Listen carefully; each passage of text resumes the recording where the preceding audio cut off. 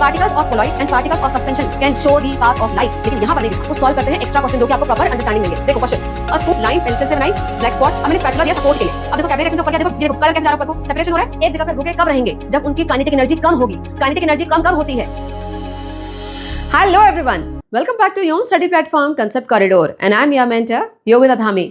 So today we are here going to cover the another chapter of your class 9th new syllabus, that is chapter number 5, exploring mixture and their separations. बेटा इससे पहले chapter number 2, that is cell, already upload हो चुका है one shot में. In case you have missed it, the link is there in the description. जब भी requirement हो वहां से जाके देख सकते हो, ठीक है? Right now let's talk about this chapter. ये word mixture बहुत नया नहीं है आप लोगों के लिए, क्लास 8 की न्यू एनसीईआरटी में ऑलरेडी एक चैप्टर था, है ना, मिक्सचर, जहां पर आपने डिटेल में types of mixture, heterogeneous, homogeneous, उसके अलावा आयरन एंड सल्फर वाला एक्सपेरिमेंट भी किया था, वन शॉट प्रॉपर करके दिखाया था मैंने, right? So you know the basics. अब यहाँ पर क्लास 9th में आपको बेसिकली फोकस करना है सेपरेशन टेक्निक्स पे। सो चैप्टर होने वाला बहुत ईजी, फटाफट इसको वन शॉट में फिनिश करेंगे, ठीक है? चलो स्टार्ट करते हैं with the basic, that what is mixture. फटाफट से रिकॉल करते हैं, है ना, पता तो है क्या है mixture? Where 2 or more substances are mixed in any ratio। कोई फिक्स्ड रेशियो नहीं होता। अगर आपको लेमनेड बनाना है तो आप नमक भी डाल लो तो भी बन जाता है, शुगर डाल लो तो भी बन जाता है, 1 स्पून डालोगे तब भी लेमनेड रहेगा और 10 स्पून डालोगे तब भी रहेगा, राइट? तो कोई ऐसा फिक्स्ड मिक्सचर नहीं है, फिक्स्ड रेशियो नहीं है कि आपको इतना ही डालेंगे तभी मिक्सचर मिलेगा। No, clear?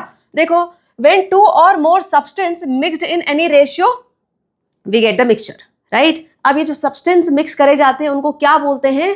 Component of the mixture. Clear? पता है ना ये?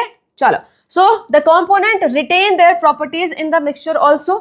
जब भी हम कभी भी दो कंपोनेंट्स को मिक्स करते हैं मिक्सचर में तो उनकी इंडिविजुअल प्रॉपर्टी रिटेन रहती है, वो अपनी प्रॉपर्टी को लूज नहीं करते। जैसे सल्फर और आयरन मिक्स किया था हमने तो आयरन की प्रॉपर्टी, मैग्नेटिक प्रॉपर्टी वो दिखा रहा था, है ना, और केमिकल रिएक्शन से भी हमने प्रूफ किया था।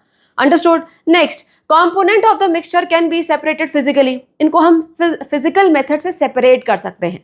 अब इसका मतलब क्या है? आपने जूनियर क्लास में इससे पहले इवेपोरेशन पढ़ा हुआ है, sieving, this is threshing, winnowing, ये सब पढ़ा था, राइट? अब हम यहाँ पे थोड़ा सा टेक्निकल टर्म्स पे जाएंगे। सो यहाँ पर भी हमको फिजिकल मेथड से सेपरेशन करवाना है, देखना है। Understood? Now types of mixture कौन कौन से थे? Homogeneous, heterogeneous. ये पिक्चर क्लियर बता रही है कौन सा होमोजीनियस कौन सा हेट्रोजीनियस।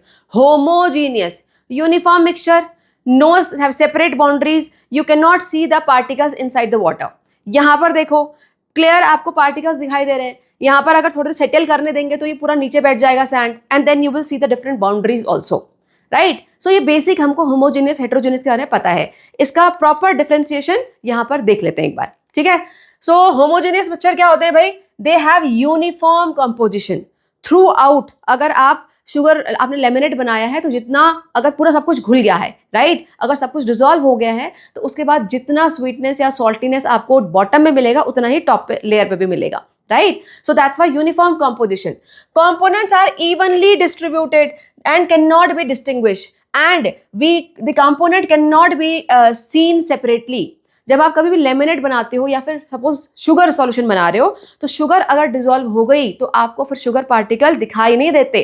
वाटर पार्टिकल के बीच में अपनी स्पेस ले लेते हैं, उसके बाद हमको नहीं दिखाई देते नेकेड आई से। अंडरस्टूड? एग्जाम्पल क्या है इसके? सॉल्ट सॉल्यूशन हो गया, vinegar. What is vinegar? Acetic acid in water, that is vinegar. Aerated drink like soda, that all comes under the homogeneous mixture, right? Heterogeneous में क्या है? These are non-uniform composition। ये जो आपको पहले पता है ना? अभी थोड़ा सा आपका यहाँ पे थिंकिंग चेंज होगा इस चैप्टर को पढ़ने के बाद। अभी के लिए they are non-uniform composition, है ना? Components are unevenly distributed and distinguished।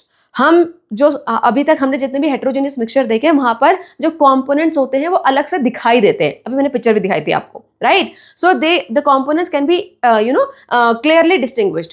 Then components generally visible with the naked eye or with the magnifying devices. या तो हमको अपनी नॉर्मल आंखों से दिखाई देता है, अगर नहीं भी दिखाई दे रहा तो एटलीस्ट मैग्नीफाइंग ग्लास से हम उनको देख सकते हैं। इसका मतलब उसमें जो कंपोनेंट के साइज होते हैं वो थोड़े से बड़े होते हैं। यस, नाउ एग्जाम्पल्स क्या हैं? Mixture of soil in water, oil in water, milk. Yes बेटा, milk also comes under heterogeneous mixture. यहाँ पे कुछ नए वर्ड आपको, जैसे मिल्क हो गया, ब्लड हो गया, ये आपको सुनने को मिलेंगे, है ना? इनको हम डिटेल में समझेंगे आगे, ठीक है। So mixtures of soil in water, this is very clearly you know it is a heterogeneous mixture, हमने देख भी लिया। ऑयल इन वाटर, ये भी आपने देखा है, ऑयल हमेशा ऊपर लेयर बना लेता है वाटर के, है ना, मिक्स नहीं होता। सो this is also heterogeneous, layer दिखाई देती है। मिल्क, मिल्क भी हेट्रोजीनियस है। अब बोलोगे मैम मिल्क में लेयर तो नहीं दिखाई देती, बेटा मिल्क एक अलग कैटेगरी का हेट्रोजीनियस मिक्सचर है, ठीक है। अब वो कैटेगरी कौन कौन सी है, देखो होमोजीनियस में सॉल्यूशन आते हैं, पढ़ लिया क्लास 8 में, है ना। होमोजीनियस मिक्सचर के अंदर सॉल्यूशंस आते हैं जिनको हमें पढ़ना है। यहां पर हेट्रोजीनियस मिक्सचर्स के अंदर आते हैं कोलॉइड्स एंड सस्पेंशंस। सो ये दोनों हम अलग से टॉपिक पढ़ेंगे, then you will understand that why milk is here. Understood, clear? चलो बेटा ये डिफरेंशिएशन पढ़ने के बाद there is one activity which is given in NCERT, उसको हम करेंगे लास्ट में, बेसिकली टिंडल इफेक्ट पे, ठीक है। चलो सो स्टार्ट करते हैं सॉल्यूशंस के साथ। The word which you are already familiar with. Solution कैसे मिलता है, दो कंपोनेंट होते हैं इसमें, एक को बोलते हैं सॉल्यूट, एक को बोला जाता है सॉल्वेंट। सॉल्यूट किसको बोलते हैं, जो कम क्वांटिटी में होता है, सॉल्वेंट जो ज्यादा क्वांटिटी में होता है, राइट। अब सॉल्यूट पे डिपेंड करता है कि आपका सॉल्यूशन कैसा होगा, कैसा होगा मतलब डाइल्यूट होगा या फिर कंसंट्रेटेड होगा, पता है ये, है ना। देखो मान लो सॉल्यूशन है, यहाँ पर सॉल्यूशन है आपका 100 ग्राम, राइट। अब इसमें आपने डाला सॉल्यूट 10 ग्राम और यहाँ पर सॉल्वेंट डाल दिया 90 ग्राम, राइट। ये फर्स्ट आपका एक सॉल्यूशन है, इसको हम सॉल्यूशन 1 ले लेते हैं। नेक्स्ट है सॉल्यूशन 2, ये भी 100 ग्राम है, लेकिन यहाँ पर आपका सॉल्यूट है 50 ग्राम और आपका सॉल्वेंट है मान लो 50 ग्राम। सो इन वैल्यूज को देख के आप बता सकते हो कौन सा कंसंट्रेटेड है कौन सा डाइल्यूट है। जहां पर सॉल्यूट कम वो डाइल्यूट, ये वाला आपका हो जाएगा डाइल्यूट और ये वाला आपका हो जाएगा कंसंट्रेटेड। अंडरस्टूड। सो हमने क्या किया, हमने डाइल्यूट और कंसंट्रेटेड वर्ड फाइंड आउट किया, लेकिन कुछ वैल्यूज के बेसिस पे, राइट। सो बेटा यहां पर हमें कंसंट्रेशन को डिटेल में समझना है विद दीज वैल्यूज ओनली। यहां पर कुछ फॉर्मूलाज हैं जिनके बेसिस पे हम क्वेश्चन भी करेंगे, ठीक है। अब क्यों रिक्वायरमेंट है इसकी, why we need to find out the concentration, क्या फर्क पड़ रहा है, कुछ ना भी डाल दो, मिक्सचर ही तो है ना। ऐसा नहीं होता बेटा, these to find out the concentration is very very important for all the products which are available in the market, specially in the medicine, very important. देखो कुछ पहले तो डेफिनेशन देख लेते हैं। So the amount of solute dissolved in a given amount of solvent and solution is termed as concentration of the solution. हम इसके आगे कंसंट्रेशन पढ़ने वाले, तो डेफिनेशन क्या है, the amount of solute dissolved in given amount of solvent और solution. तो हम सॉल्वेंट के रेस्पेक्ट में भी देख सकते हैं कंसंट्रेशन और सॉल्यूशन के रेस्पेक्ट में भी देख सकते हैं, राइट। लेकिन इस 9th क्लास में आपको सिर्फ सॉल्यूशन के रेस्पेक्ट में देखना है, सॉल्वेंट के रेस्पेक्ट में आप सीनियर क्लास में पढ़ोगे जब आप मोलैलिटी मोल कंसेप्ट करने पढ़ोगे बेसिकली, ठीक है। तो ये हम सॉल्वेंट के वाला अभी नहीं देखेंगे, सारा सॉल्यूशन वाला देखना है। But definition you should know, the amount of solute dissolved in given amount of solvent और solution is termed as the concentration of solution. Clear? Where it is required in medicine, भाई बिल्कुल correct dose of medicine is required. ORS बनाते हैं ना, आपने junior class में ORS पक्का बनाया होगा, एक्टिविटी थी वहां पर, राइट। तो ओआरएस बनाने के लिए बेटा एक फिक्स्ड कंसंट्रेशन होता है सॉल्ट एंड शुगर का। ऐसा नहीं मर्जी कि पानी में आपने 10 स्पून शुगर डाल दिया और फिर पी लिया साथ में थोड़ा सा नमक डाल के, बोला हम ओआरएस पी रहे हैं। नो, ओआरएस के लिए एक पर्टिकुलर कंसंट्रेशन होता है सॉल्ट एंड शुगर का in water, then only it act as a oral rehydration solution, ठीक है। so that's why concentration is important। उसके अलावा सारी मेडिसिन आप देख लो, इतना सा भी केमिकल ऊपर नीचे गया तो it can be harmful also, right। then agriculture, जहां पर हम पेस्टिसाइड्स डालते हैं तो वहां पर भी न्यूट्रिएंट का कुछ कंसंट्रेशन होता है, fixed concentration, then only soil can be healthy, clear। उसके अलावा इन food the correct proportion of salt sugar, ये करेक्ट प्रोपोर्शन सॉल्ट शुगर डाल दो, छोड़ दो। आप खाने में देख लो, खाने में जरा सा भी कंसंट्रेशन नमक का ज्यादा हो जाए, इट इज नॉट एडिबल। अगर आप टी बना रहे हो, शुगर जिस मिल्क आप ले रहे हो उसमें भी अगर आप बहुत ज्यादा शुगर डाल दो तो पिया ही नहीं जाता। कंसंट्रेशन वेरी करेगा तो फूड भी बेकार हो जाता है, ठीक है। Next, in everyday life making cup of T, clear. अब यहाँ पर क्योंकि हमने डिटेल में अभी थोड़ा ओआरएस के बारे में बात करी, so there is one scientist, meet a scientist. कौन है ये बेटा, इनका नाम है दिलीप महालनबीस। थोड़ा सा सरनेम अजीब सा है, दिलीप महालनबीस। कौन है ये बेटा? He was Indian paediatrician first developed and implemented the treatment of dehydration caused by diseases such as diarrhoea and cholera. So basically ORS को इतना जो हमने यहाँ पे फेमिलराइज किया गया है, WHO ने इसको इतना रिकमेंड किया हुआ है, आजकल हर जगह ORS प्रिस्क्राइब किया जाता है, it is all because of him. He was the paediatrician जिन्होंने इसको डेवलप किया और उसके बाद ट्रीटमेंट इसका यूज किया for the dehydration caused bye diarrhoea. जब बहुत सा डायरिया हो जाता है तो उस कंडीशन में इन्होंने यूज किया था और वहां से बेनिफिट पता पड़ा। उसके बाद WHO ने इसको सब जगह अप्लाई करने के लिए बोला। अंडरस्टूड? चलो अब चलते हैं कंसंट्रेशन पे, जो कि हमारा टॉपिक है how to express this concentration. बेटा यहाँ पे कुछ पिक्चर दिखाई दे रही हैं आपको, ये कुछ प्रोडक्ट्स हैं इस टाइप के जो मार्केट में मिलते हैं, राइट? वहां पर आपको ये एक न्यूट्रिशनल इंफॉर्मेशन मिलती है अगर फूड आइटम होगा, अदरवाइज वहां पर आपको यहाँ पे कॉम्पोजिशन मिलेगा, राइट? अब इनको जरा ध्यान से देखो, यहाँ पर क्या दिख रहा है? ये फैट ग्राम, शुगर ग्राम, ग्राम ग्राम, और यहाँ पर एवरेज पर ग्राम, राइट? सो टोटल एवरेज पर ग्राम, और यहां पर जो जितने भी चीजें देखिए वो भी ग्राम में। तो ये क्या है? यहां पर मास बाय मास कंसंट्रेशन दिया हुआ है, कितना मास ऑफ फैट इन इतना mass of total average, right? How much mass of sugar in total mass of 100 gram. Clear? So this is called mass by mass representation, concentration. ठीक है, यहां देखो आप, यहां दिया हुआ है 5% W/V। W मतलब वेट। बेटा नॉर्मल लैंग्वेज में मास और वेट दोनों को इंटरचेंज कर दिया जाता है। कोई इतना दिमाग नहीं लगाता कि वेट के लिए हमें ग्रेविटी के साथ मल्टीप्लाई करना है, पता है ना? I hope you know that. Mass और वेट में क्या फर्क होता है? When mass is multiplied by gravity, जब किसी भी ऑब्जेक्ट पे ग्रेविटी का इफेक्ट पड़ता है तो उस पर वेट, उसको वेट बोलते हैं, राइट? लेकिन डेली लाइफ में इट इज इंटरचेंजेबल, राइट? अभी आगे भी देखेंगे। सो यहाँ लिखा हुआ है 5% W, यानी कि इसका मास पर वॉल्यूम। तो यहां पर कंसंट्रेशन कैसे रिप्रेजेंटेड है? मास बाय वॉल्यूम। क्लियर? यहां पर आ जाओ विनेगर, यहां लिखा है 5% V/V, मतलब वॉल्यूम बाय वॉल्यूम। क्लियर? तो आपको 3 डिफरेंट यहां पे कंडीशंस दिख रही हैं। So there are 3 ways of representing the concentration. ठीक है, first one is percentage mass by mass. यहां पर mass of solute per 100 gram of solution, mass of solute per 100 gram of solution. Next, अगर मास by volume है तो मास of solute per 100 ml of solution, तो solution अब आपका ml में हो जाएगा। अगर V/V है तो volume of solute per 100 ml of solution. सो नीचे तो यहाँ पे आपका डिनोमिनेटर में सॉल्यूशन ही रहना है। मैंने बताया था सॉल्वेंट के बेसिस पे अभी नहीं सॉल्व करना है, हमें कुछ भी यहाँ पर नहीं पढ़ना है, ठीक है? सीनियर क्लास में अभी सब कुछ सॉल्यूशन के बेसिस पे। Now starting with the first one, first of all mass by mass percentage. बेटा नाम से पता पड़ रहा है फर्स्ट वाला मास किसका? सॉल्यूट का। So solute, mass of solute by मतलब डिवीजन, देन नेक्स्ट वाला मास किसका? सॉल्यूशन का। सो मास ऑफ सॉल्यूशन, और परसेंटेज है तो मल्टीप्लाई बाय 100। सिंपल फॉर्मूला क्या बनेगा? Mass of solute upon mass of solution into 100। अगर शॉर्टकट लिखना है तो कैसे लिखते हैं? परसेंटेज मास बाय मास और परसेंटेज वेट बाय वेट, दोनों ही एक्सेप्टेबल हैं, is equals to mass of solute, मान लो कुछ x है, x ग्राम, और मास ऑफ सॉल्यूशन तो solution in gram into 100। That's it. अब बेटा फॉर्मूला रटने की जरूरत नहीं है, न्यूमेरिकल्स को सॉल्व करो। यहाँ परसेंटेज के बेसिस पे क्वेश्चन पक्का आएगा एग्जाम में, ठीक है? देखो हम प्रैक्टिस करेंगे, एक क्वेश्चन आपकी एनसीईआरटी का जो दिया हुआ है और एक एक्स्ट्रा क्वेश्चन हर टाइप के परसेंटेज में से, ठीक है? देखो, if 10 gram of salt is dissolved in 90 gram of water, calculate the mass by mass percentage of the solution formed. अब यहाँ पर कितने बच्चों को ये मैथमेटिक्स आती है? फटाफट से टाइम के साथ, बेटा टाइम स्टैम्प पक्का यूज करना, उसके साथ मुझे आंसर बताओ उसका कि क्या होगा, जल्दी से, आई एम वेटिंग।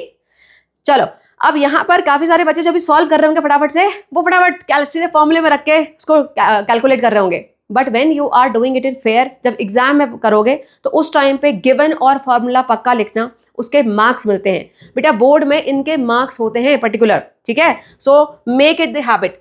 यहाँ पर देखो गिवन क्या है? गिवन है आपका मास ऑफ आपका सॉल्यूट, है ना? क्या है? 10 gram of salt.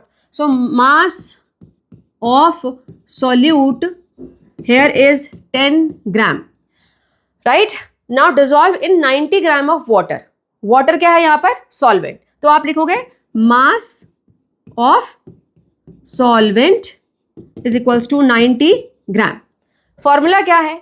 Mass of solute upon solution, नीचे सॉल्वेंट नहीं है तो आपको पहले सॉल्यूशन का मास निकालना पड़ेगा। सो यहाँ पर mass of solution is equals to 90 + 10 is equals to 100 gram.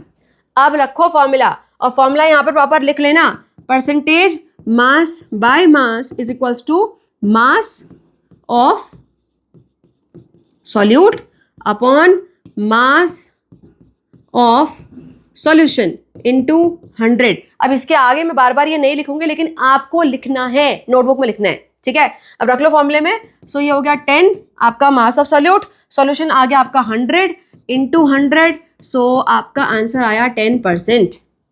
So mass by mass percent कितना आया? 10%। Easy, simple. चलो यहाँ पर नोट फॉर यू, मैंने क्या बताया था? Commonly used unit in industry is wait by wait percentage. Mass by मास की जगह वेट बाय वेट परसेंटेज ज्यादा यूज किया जाता है, ठीक है। यहाँ पर ग्रेविटी वाला कंसेप्ट को छोड़ देते हैं, we are directly using it, ठीक है। सो कंफ्यूज नहीं होना। चलो एक और क्वेश्चन, ये अगेन मास बाय मास के बेसिस पे ही है। A fruit jam contains 45 gram of sugar. 45 gram sugar क्या है आपका? मास ऑफ सॉल्यूट आ गया। In total of 150 gram of jam. बेटा टोटल दिया हुआ है, total of 150 gram of jam. Calculate the mass by mass percentage of sugar in jam. Easy है ये वाला, बहुत इजी है। गिवन फिर से लिखोगे, हाँ यहाँ पर गिवन आपको लिखना पड़ेगा, mass of sugar is equals to 45 gram. यहाँ पे लिखोगे total mass of jam is equals to 150 gram. यहाँ पे आपका फॉर्मूला परसेंटेज आपका mass by mass is equals to mass of solute, right. So mass of solute upon mass of, यहाँ पे jam ही लिख लेते डायरेक्ट, जैम इंटू 100 रखो फॉर्मूले में, तो आपका हो जाएगा 45 अपॉन 150 इंटू 100, कैंसिल, 15 3 जा 45, सो 30%। Sugars mass by mass concentration is 30%। ये आपको लास्ट में स्टेटमेंट लिखना पड़ेगा, क्लियर, अंडरस्टूड। चलो यहाँ पर देखते हैं इंपॉर्टेंस। बेटा इसकी क्या इंपॉर्टेंस है मास बाय मास परसेंटेज की? ये कहाँ बेसिकली ज्यादा यूज होता है ना, इस टाइप का percentage. It tells us how many grams of solute are present in 100 grams of total solution, है ना। ये तो हमने डेफिनेशन भी देख लिया था। ये बताता है कि हमको 100 ग्राम ऑफ सॉल्यूशन में कितना आपका सॉल्यूट है, राइट। नेक्स्ट इट ऑल्सो, अच्छा यहाँ पे कुछ बच्चे बोल रहे होंगे मैम 100 ग्राम में तो नहीं बताता, यहाँ पर तो आपका 150 ग्राम है। बेटा उसको हम मैथमेटिकली फिर सॉल्व कर सकते हैं ना, यस उसको मैथमेटिकली हम 100 ग्राम तक लेके आ सकते हैं, सॉल्व करेंगे। So it tells us how many grams of solute are present in 100 grams of total solution. ये आइडियल वे है बताने का। Next it is also use to label the composition of the packaged food. Package food में जो composition बताया जाता है वो इसके बेस से बता सकते हैं। Used for homogeneous and heterogeneous mixtures both. ये कंसंट्रेशन बताने का तरीका किसके लिए यूज होता है? दोनों ही टाइप के मिक्सचर के लिए, होमोजीनियस के लिए भी, हेट्रोजीनियस के लिए भी, ठीक है। नेक्स्ट एग्जांपल्स क्या है? मिल्क पाउडर, मिल्क पाउडर का पैकेट मैंने दिखाया था आपको, वो स्पाइसेस मिक्सचर, पैकेज्ड फूड, सब जगह इनका यूज होता है। सिंपल। चलो next one, mass by volume percentage. अब पहला वाला वर्ड मास है तो मास of solute, by division volume किसका? सॉल्यूशन का। इस टाइम पे सॉल्यूशन किस में होगा? वॉल्यूम में होगा, ठीक है, यानी कि ml में होगा। देखो so mass by volume percentage equals to mass of solute upon volume of solution into 100। That's it. कैसे लिखते हैं इसको? परसेंटेज मास बाय वॉल्यूम, और परसेंटेज वेट बाय वॉल्यूम भी करेंगे। Mass and m and w are interchangeable. Mass of solute so x gram upon volume of solution, so solution in ml into 100। That's it, ठीक है। Again question solve करेंगे हम। So first question for you, if 5 gram of glucose is dissolved in water to make 100 ml of solution, calculate its concentration by mass by volume. अच्छा, calculate its concentration mass by volume percentage, ठीक है। बेटा यहाँ पर 5 gram glucose mass of solute दिया हुआ है, dissolve in water to make 100 ml of solution. Clear बताया हुआ भाई 100 ml ऑफ सॉल्यूशन है। सिंपल। फॉर्मूले में रखोगे आप, कितना परसेंटेज आएगा? कितना आएगा? 5%, है ना। नीचे 100 है तो 100 से 100 कैंसिल, 5% आपका आंसर आएगा। अगेन इसको प्रॉपर सॉल्व करोगे आप, ठीक है। चलो इसके आगे एक और question. A doctor prescribes a saline solution containing 4.5 gram of sodium chloride dissolved in water to make 500 ml of solution. Calculate the mass by volume percentage of sodium chloride in the solution. ये वाला कर लेते हैं, ठीक है simple, ये भी इसमें कुछ नहीं है। देखो आपका है गिवन क्या है आपका सेलाइन solution containing 4.5 gram of sodium chloride. Sodium chloride क्या होता है सोडियम क्लोराइड? नमक, देश का नमक, वो इसका फॉर्मूला होता है NaCl। So NaCl, mass of NaCl is equals to 4.5 gram. Now is dissolved in water to make 500 ml of solution। तो आपको यहाँ पर वॉल्यूम ऑफ सॉल्यूशन दिया हुआ है कितना? 500 ml। That's it, रखो फॉर्मूले में। सो फॉर्मूला क्या है आपका? Percentage mass by volume is equals to mass of solute upon volume of solution into 100। यहाँ पे आप रखोगे तो 4.5 अपॉन 500 इंटू 100 कैंसिल। नाउ 5 9 जा 45, राइट? सो 5 9 जा 45, लेकिन यहाँ पॉइंट है तो 0.9 आ जाएगा। सो 0.9%। सो यहाँ पर कितना आया? Percentage mass by volume is equals to 0.9%।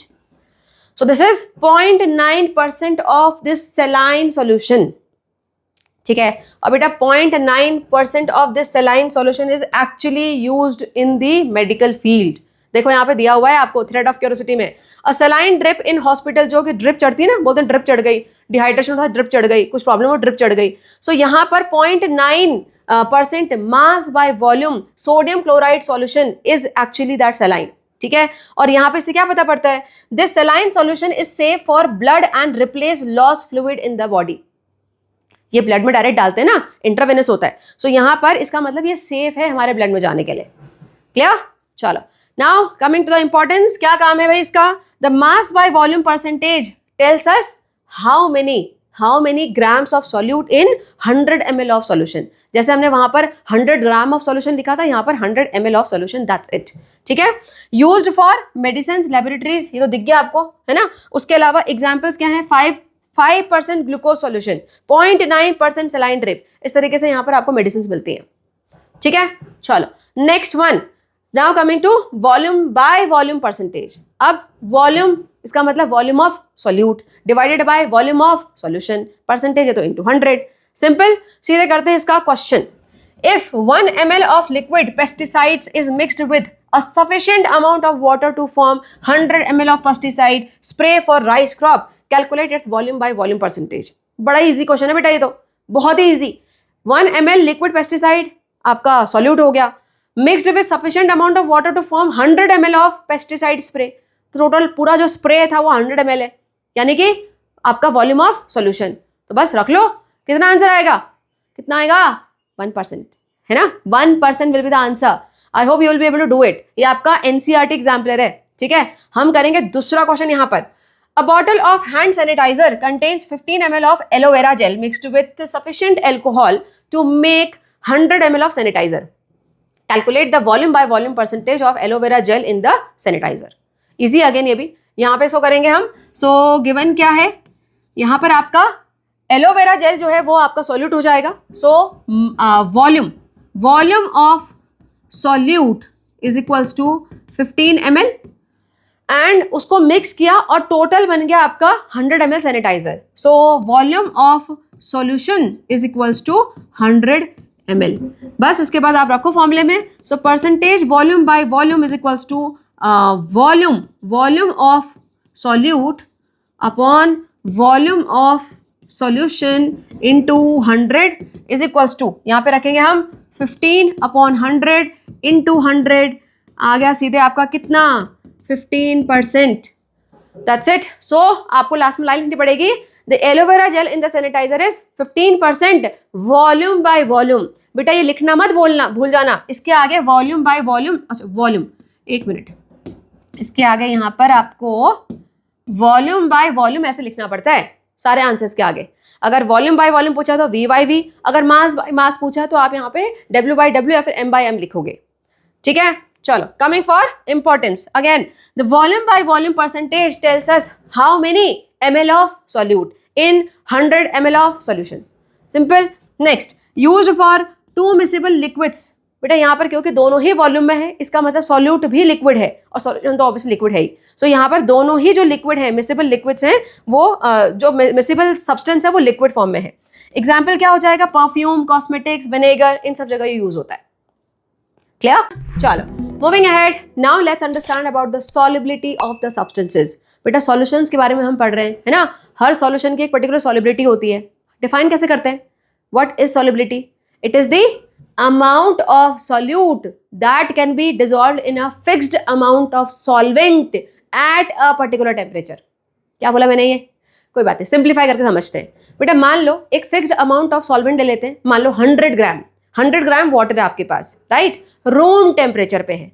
इसमें मैंने बोला आपसे कि आप शुगर सॉल्यूशन बनाओ, तो मान लो डिजोल्व करते करते 17 ग्राम ऑफ शुगर डिजोल्व हो गया।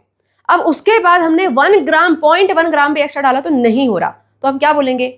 Solubility of that 100 gram of solvent means water at room temperature is 17 gram of sugar, right? So fixed amount of solute, that is sugar, can be dissolved in a fixed amount of water, that is 100 gram at room temperature। तो वो उसकी solubility हो जाएगी, right? अब हमने यहाँ पे room temperature क्यों बोला? क्योंकि टेम्परेचर इंक्रीज या डिक्रीज करेंगे तो solubility पे फर्क पड़ता है। रूम टेम्परेचर पे अगर मान लो 17 ग्राम है तो बॉइल कर देंगे वाटर, तो क्या 17 ग्राम ही डिजोल्व होगा? नो, फिर ज्यादा डिजोल्व होगा ना। वहां पर सॉल्यूट जो अगर सॉलिड सॉल्यूट है तो उसकी सॉल्युबिलिटी इंक्रीज भी होती है, राइट? पहले डेफिनेशन देख लो यहाँ पर, the maximum amount of solute, right? अब यहाँ पे मैक्सिमम अमाउंट कितना हमको मिला? 17 ग्राम, एक हमने नंबर ले लिया यहाँ पर। So maximum amount of solute that dissolves in a fixed quantity of solvent. Solvent मैंने कितना बताया था? 100 ग्राम, 100 ml भी आप ले सकते हो, right? Eight a given temperature, that means यहाँ पे हमने कितना लिया था? रूम टेम्परेचर, ठीक है? तो ये तीनों चीजें यहाँ पे स्पेसिफाई करनी पड़ेंगी। The maximum amount of solute that can be dissolve in a fixed quantity of solvent at the particular temperature is solubility. Clear? अब जब भी कभी भी किसी सॉल्वेंट की सॉल्युबिलिटी कंप्लीट हो जाती है तो उस सॉल्यूशन को क्या बोलते हैं? जो वो सॉल्यूशन उस टाइम पे मिलता है उसे क्या बोलते हैं? We call it saturated solution. Again सुना हुआ है ना? Saturated solution means the solution where no more solute can be dissolve. क्यों भाई नो मोर? क्योंकि मैक्सिमम सॉल्यूट तो जा चुका है ना, उसके बाद तो सॉल्वेंट की कैपेसिटी ही नहीं है सॉल्यूट को और लेने की, ठीक है? So what is saturated solution? Such solution where no more solute can be added, ठीक है? देखो, a solution that can not dissolve any more solute at a given temperature. फिर से क्या आ गया? At a given temperature. बेटा solubility at a given temperature है, टेम्परेचर बढ़ाते सॉल्युबिलिटी इंक्रीज। अगर सॉल्युबिलिटी इंक्रीज मतलब फिर और सॉल्यूट आ गया ना, राइट? तो सॉल्यूट अगर और ऐड हो रहा है तो फिर सैचुरेटेड सॉल्यूशन नहीं होगा वो, ठीक है? सो इसमें क्या लिखना पड़ता है? अ solution that can not dissolve solute, can not dissolve any more solute at a given temperature. Clear? और हमने क्या देखा? सॉल्युबिलिटी इंक्रीज हो सकती है टेम्परेचर से। क्या सिर्फ इंक्रीज ही होती है? हर सब्सटेंस की सॉल्युबिलिटी क्या सिर्फ इंक्रीज होती है टेम्परेचर के साथ? अगेन क्लास 8th में किसने ढंग से पढ़ाई करी है? बेटा वहां पर अलग से एक गैसेस वाला कॉलम भी दिया था, है ना? जो वार्म वाटर होता है वो क्यों एज अ पॉल्यूटेंट एक्ट करता है, पढ़ा था? तो वार्म वाटर में क्या होता है बेटा? गैसेस जो होते हैं, डिजॉल्व्ड गैसेस, वो एस्केप हो जाती है तो एक्वेटिक एनिमल्स को हार्म होता है। सो बेसिकली क्या बताना चाह रहे हैं कि जो गैसेस हैं उनकी सॉल्युबिलिटी डिक्रीज होती है with the increase in temperature. समझते हैं? देखो यहाँ पे समझेंगे। So effect of temperature on solubility, first of all solid solute अगर है, अगर सॉलिड सब्सटेंस आप लिक्विड में डिजोल्व कर रहे हो तो उनके सॉल्युबिलिटी डेफिनेटली इंक्रीज होगी। जैसे जैसे पानी को गर्म करोगे आप वैसे वैसे शुगर और डिजोल्व होती जाएगी। चाशनी ऐसे ही बनती है, जो हम गुलाब जामुन खाते हैं उसकी चाशनी ऐसे तो बनती है, पाउडर को बॉईल करते हैं फिर बहुत सारा शुगर डाल देते हैं। उतना शुगर आप नॉर्मल वाटर में कभी डिजोल्व कर ही नहीं पाओगे, राइट? नेक्स्ट देखते हैं, gas dissolve in the liquid. बेटा अगर लिक्विड में गैस डिजोल्व है, अगर लिक्विड का टेम्परेचर बढ़ा दोगे तो गैस जितनी भी थी अंदर लिक्विड के वो सारी भाग जाएगी। Why? Because the gaseous particles are already freely moving. बेटा उनको एक जगह पे होल्ड करना इज द टास्क। होल्ड एक जगह पे रुके कब रहेंगे? जब उनकी काइनेटिक एनर्जी कम होगी।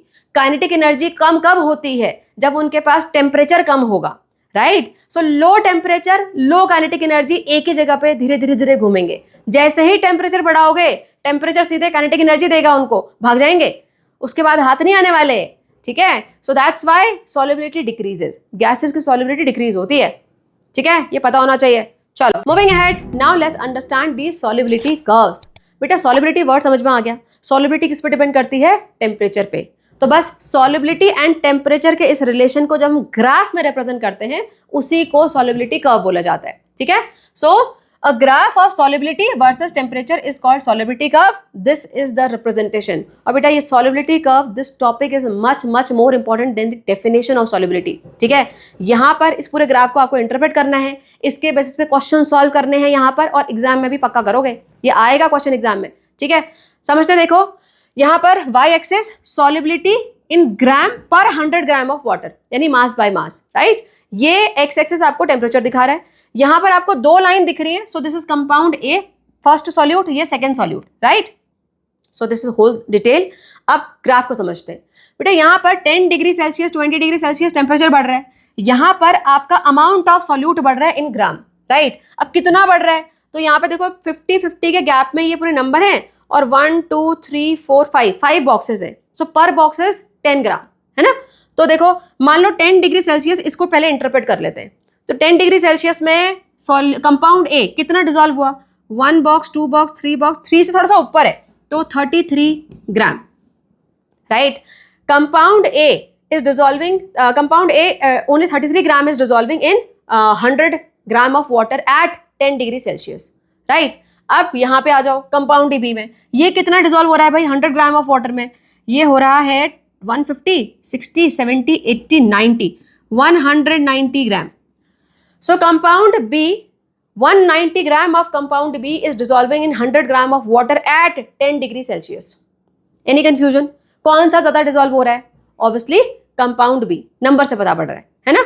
अब थोड़ा सा यहाँ पे आ जाते हैं, टेम्परेचर इंक्रीज हुआ और 80 पे आ गए, तो 80 डिग्री सेल्सियस में देखो कितना डिसॉल्व हुआ, ये आपका कंपाउंड A हुआ 50, ये रहा 60 65, ऑलमोस्ट 65 ग्राम।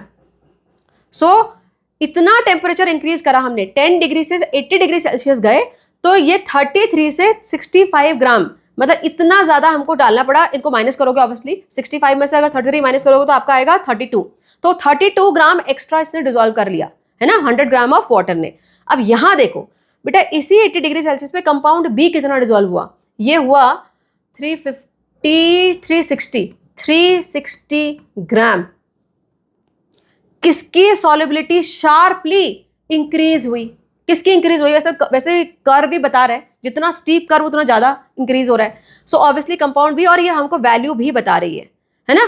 कैसे, यहां पर सिर्फ 32 ग्राम एक्स्ट्रा ऐड हुआ, यहां पर कितना एक्स्ट्रा ऐड हुआ, कितना होगा बताओ, दिस इज 170, 360 में से 190, हाँ दिस इज 170 ग्राम एक्स्ट्रा इसने ऐड कर लिया टेम्परेचर इंक्रीज करने पे। Am I clear? So इस तरीके से आपको ग्राफ इंटरप्रेट करना आना चाहिए। आप क्वेश्चन पढ़ते हैं, देखो the solubility of compound A in water at 20 degree Celsius dash to its solubility at 60 degree Celsius. अच्छा, उसी के सॉल्युबिलिटी 20 डिग्री सेल्सियस पे जो सॉल्युबिलिटी है वो 60 के कंपैरिजन में कम है कि ज्यादा है, ऑब्वियसली कम ही होगी। जितना टेम्परेचर बढ़ाएंगे, अगर सॉलिड है तो इंक्रीज ही होगी यहाँ पे सॉल्युबिलिटी, तो यहाँ पे आएगा the solubility of compound A in water at 20 degree Celsius is less than, ये वाला है ना, less than to its solubility at 60 degree Celsius. Next, the solubility of compound B at 20 degree Celsius is its solubility at 60 degree. Again भाई temperature increase करेंगे है ना, तो पहले जो 20 डिग्री सेल्सियस है उस पर सॉल्युबिलिटी लेस देन ही होगी, less than its solubility at 60 degree Celsius. Next, the solubility of dash increases more than that of dash with the increase in temperature. Okay बेटा, किसकी सॉल्युबिलिटी ज्यादा इंक्रीज हो रही है विद टेम्परेचर, ए की B की, ऑब्वियसली बी की हो रही है ना, हमने पता कर लिया ये। तो solubility of B increases more than that of A with an increase in the temperature. Understood? अब ये हैं आपके बुक वाले क्वेश्चन, आप कुछ सॉल्व करते हैं एक्स्ट्रा क्वेश्चन जो कि आपको प्रॉपर अंडरस्टैंडिंग देंगे। देखो, a student has 500 gram of water, wants to prepare saturated solution on both compound A and compound B at 50 degree Celsius. बेटा ये क्वेश्चन भी इसी ग्राफ के बेसिस पे है, राइट। अब क्वेश्चन पे ध्यान दो, 50 डिग्री सेल्सियस पे फोकस करना है आपको, सॉल्यूशन आपको बनाना है लेकिन 500 ग्राम ऑफ वाटर में। ये जो ग्राफ है यहाँ पर how much amount of water is there, this is showing the values for 100 gram of water. जो भी आपको ये वैल्यू ग्राफ दिखा रहा है वो 100 ग्राम ऑफ वाटर के लिए है। आपको काम किस पे करना है, 500 ग्राम, 5 टाइम्स। सो जो भी आपकी वैल्यू मिलेंगे सॉल्यूट की वो भी 5 टाइम्स हो जाएंगे, है ना, अंडरस्टूड। अब क्वेश्चन पढ़ो, how much of compound A and compound B will be needed separately. 50 degree Celsius पे कितना कंपाउंड ए और कंपाउंड बी लेंगे आप, जिससे कि आपको एक सैचुरेटेड सॉल्यूशन मिल जाए 500 ग्राम ऑफ वाटर में, राइट। तो पहले 100 ग्राम की वैल्यू निकालो। देखो ये आपका 50 डिग्री सेल्सियस, तो यहाँ पर आपका 50, ये तो 50 है ऑलमोस्ट, 50 ग्राम कंपाउंड ए, 50 ग्राम चाहिए, 50 ग्राम चाहिए इन 100 ग्राम ऑफ वाटर, है ना। तो 500 में कितना चाहिए, इसको 5 टाइम करेंगे। नेक्स्ट यहाँ पे देखो ये कितना है, compound B, this is 250 and one more box, तो 260 ग्राम, राइट। अब वैल्यू मिल गई हमको 100 ग्राम में। क्वेश्चन कैसे सॉल्व करेंगे, देखो for compound A if 100 gram of water dissolves 50 gram of A, 100 gram में 50 ग्राम ए डिजॉल्व हो रहा है। सो 500 ग्राम में कितना होगा, क्या करते हैं 50 अपॉन 100 इंटू 500, राइट। देखो 5 टाइम हो गया, सो दिस इज 5 5 जा 225, 250 ग्राम of A. So 250 gram of A is required to make a saturated solution in 500 gram of water at 50 degree Celsius. ये लाइन आपको लिखनी है, ठीक है। Similarly for compound B also, if 100 gram of water dissolve 260 gram of B, so 500 gram of water will dissolve 260 upon 100 into 500. कर लो solve. So okay, 0 से 0, 5 ऐसे रहेगा। So 5 26 5 जा कितना होता है, 0 5 6 30, 5 2 10 plus 3 13, 1300 gram of B is required to make the saturated solution in 500 gram of water at 50 degree Celsius. Again the same line. Clear? Now ये first part था इस क्वेश्चन का। यहाँ पर देखते हैं next parts. If the temperature is raised to 70 degree Celsius, will the solution remain saturated? बेटा 50 degree Celsius हमने काम किया, हमने सॉल्यूट फाइंड आउट किया, हमने सॉल्यूशन बना लिया। अब हमने टेम्परेचर रेज कर दिया, तो क्या अब सॉल्यूशन सैचुरेटेड रहेगा? इसका आंसर आई होप सबको पता है। कंसेप्ट समझ में आ गया तो पता है बेटा क्या होगा भाई, no of course not. Temperature increase करते ही सॉल्युबिलिटी इंक्रीज हो जाती है, तो इसमें फिर कुछ और अमाउंट ऑफ सॉल्यूट डिसॉल्व हो सकता है, राइट। सॉल्युबिलिटी भाई सैचुरेटेड नहीं रहेगा। Next, what will need to be done to make them saturated again? क्या करना पड़ेगा? अगर 70 डिग्री पे भी सैचुरेटेड फिर से बनाना है तो क्या करना पड़ेगा? एक्स्ट्रा सॉल्यूट ऐड करना पड़ेगा। अकॉर्डिंग टू दिस ग्राफ हम वैल्यू निकालेंगे और एक्स्ट्रा सॉल्यूट ऐड करेंगे, right. Next, how much solute A will you add to make its solution saturated again? आगे देखो क्वेश्चन, कितना, आप पूछा एग्जैक्ट क्वांटिटी बताओ भाई, कितना हमको सॉल्यूट ए को ऐड करना पड़ेगा, है ना। अब देखो फिर से ग्राफ को इंटरप्रेट करेंगे। 50 डिग्री सेल्सियस पे था ये, कितना 50 ग्राम था ना, 50 है, 50 ग्राम, राइट। 50 डिग्री सेल्सियस से 50 ग्राम। 70 डिग्री सेल्सियस पे ग्राफ दिखा रहा है कि सैचुरेटेड सॉल्यूशन के लिए चाहिए 60 ग्राम, राइट। डिफरेंस कितना है, कितने का डिफरेंस है, 10 ग्राम। सो 10 ग्राम एक्स्ट्रा ऐड करना पड़ रहा है ना। 50 ग्राम से 50 डिग्री सेल्सियस से अगर 70 डिग्री सेल्सियस जाते हैं तो 10 ग्राम एक्स्ट्रा सॉल्यूट चाहिए इन 100 ग्राम ऑफ वाटर। ये नहीं भूलना बेटा, ये 100 ग्राम ऑफ वाटर है।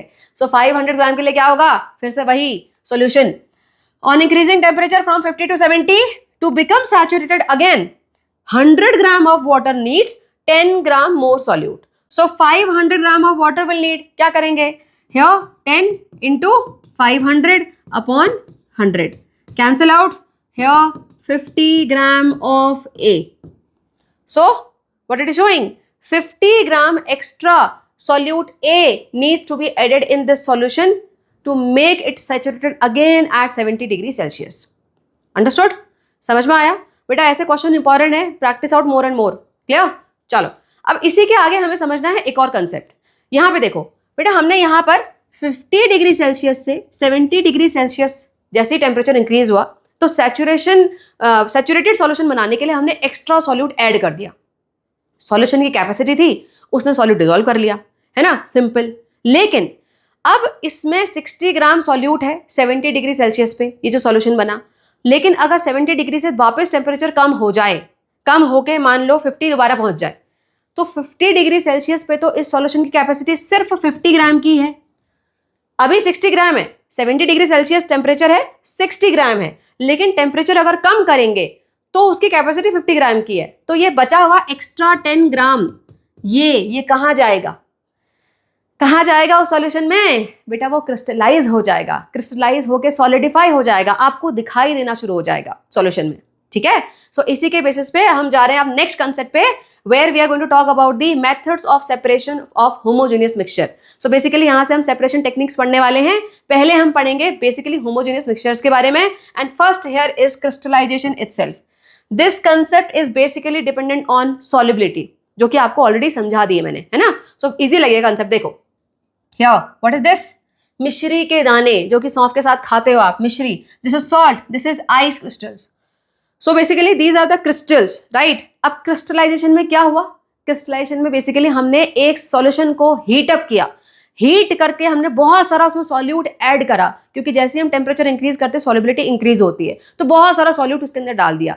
फिर हमने धीरे धीरे उसका टेम्परेचर लो किया, लो करेंगे तो सॉल्युबिलिटी डिक्रीज होगी, तो जितना भी सॉल्यूट एक्स्ट्रा उसके अंदर हमने डाला वो सारा का सारा सेपरेट होकर क्रिस्टल्स की फॉर्म में हमको मिलना स्टार्ट हो जाएगा, right. So we will get the pure crystal. अब यहाँ पे कुछ बच्चे सोचेंगे मैम प्योरिफिकेशन मतलब सेपरेशन टेक्निक क्या है इसमें? बेटा मान लो, देखो आपके पास लेट्स से सॉल्ट है, अब सॉल्ट में सैंड भी मिक्स है, राइट। अब हम जब सॉल्यूशन बनाएंगे तो सॉल्युबल क्या है? सॉल्ट, सैंड नहीं है। सैंड सारा नीचे बैठ जाएगा, सॉल्ट आपने डिसॉल्व कर दिया, ऊपर से सुपर सैचुरेटेड सॉल्यूशन बना दिया उसका, राइट। बहुत ज्यादा टेम्परेचर इंक्रीज करा और सैचुरेटेड सॉल्यूशन बनाते गए टेम्परेचर इंक्रीज करके। Now when you will decrease the temperature, तो अब क्रिस्टल किसके बनेंगे? क्रिस्टल बनेंगे सिर्फ सॉल्ट के।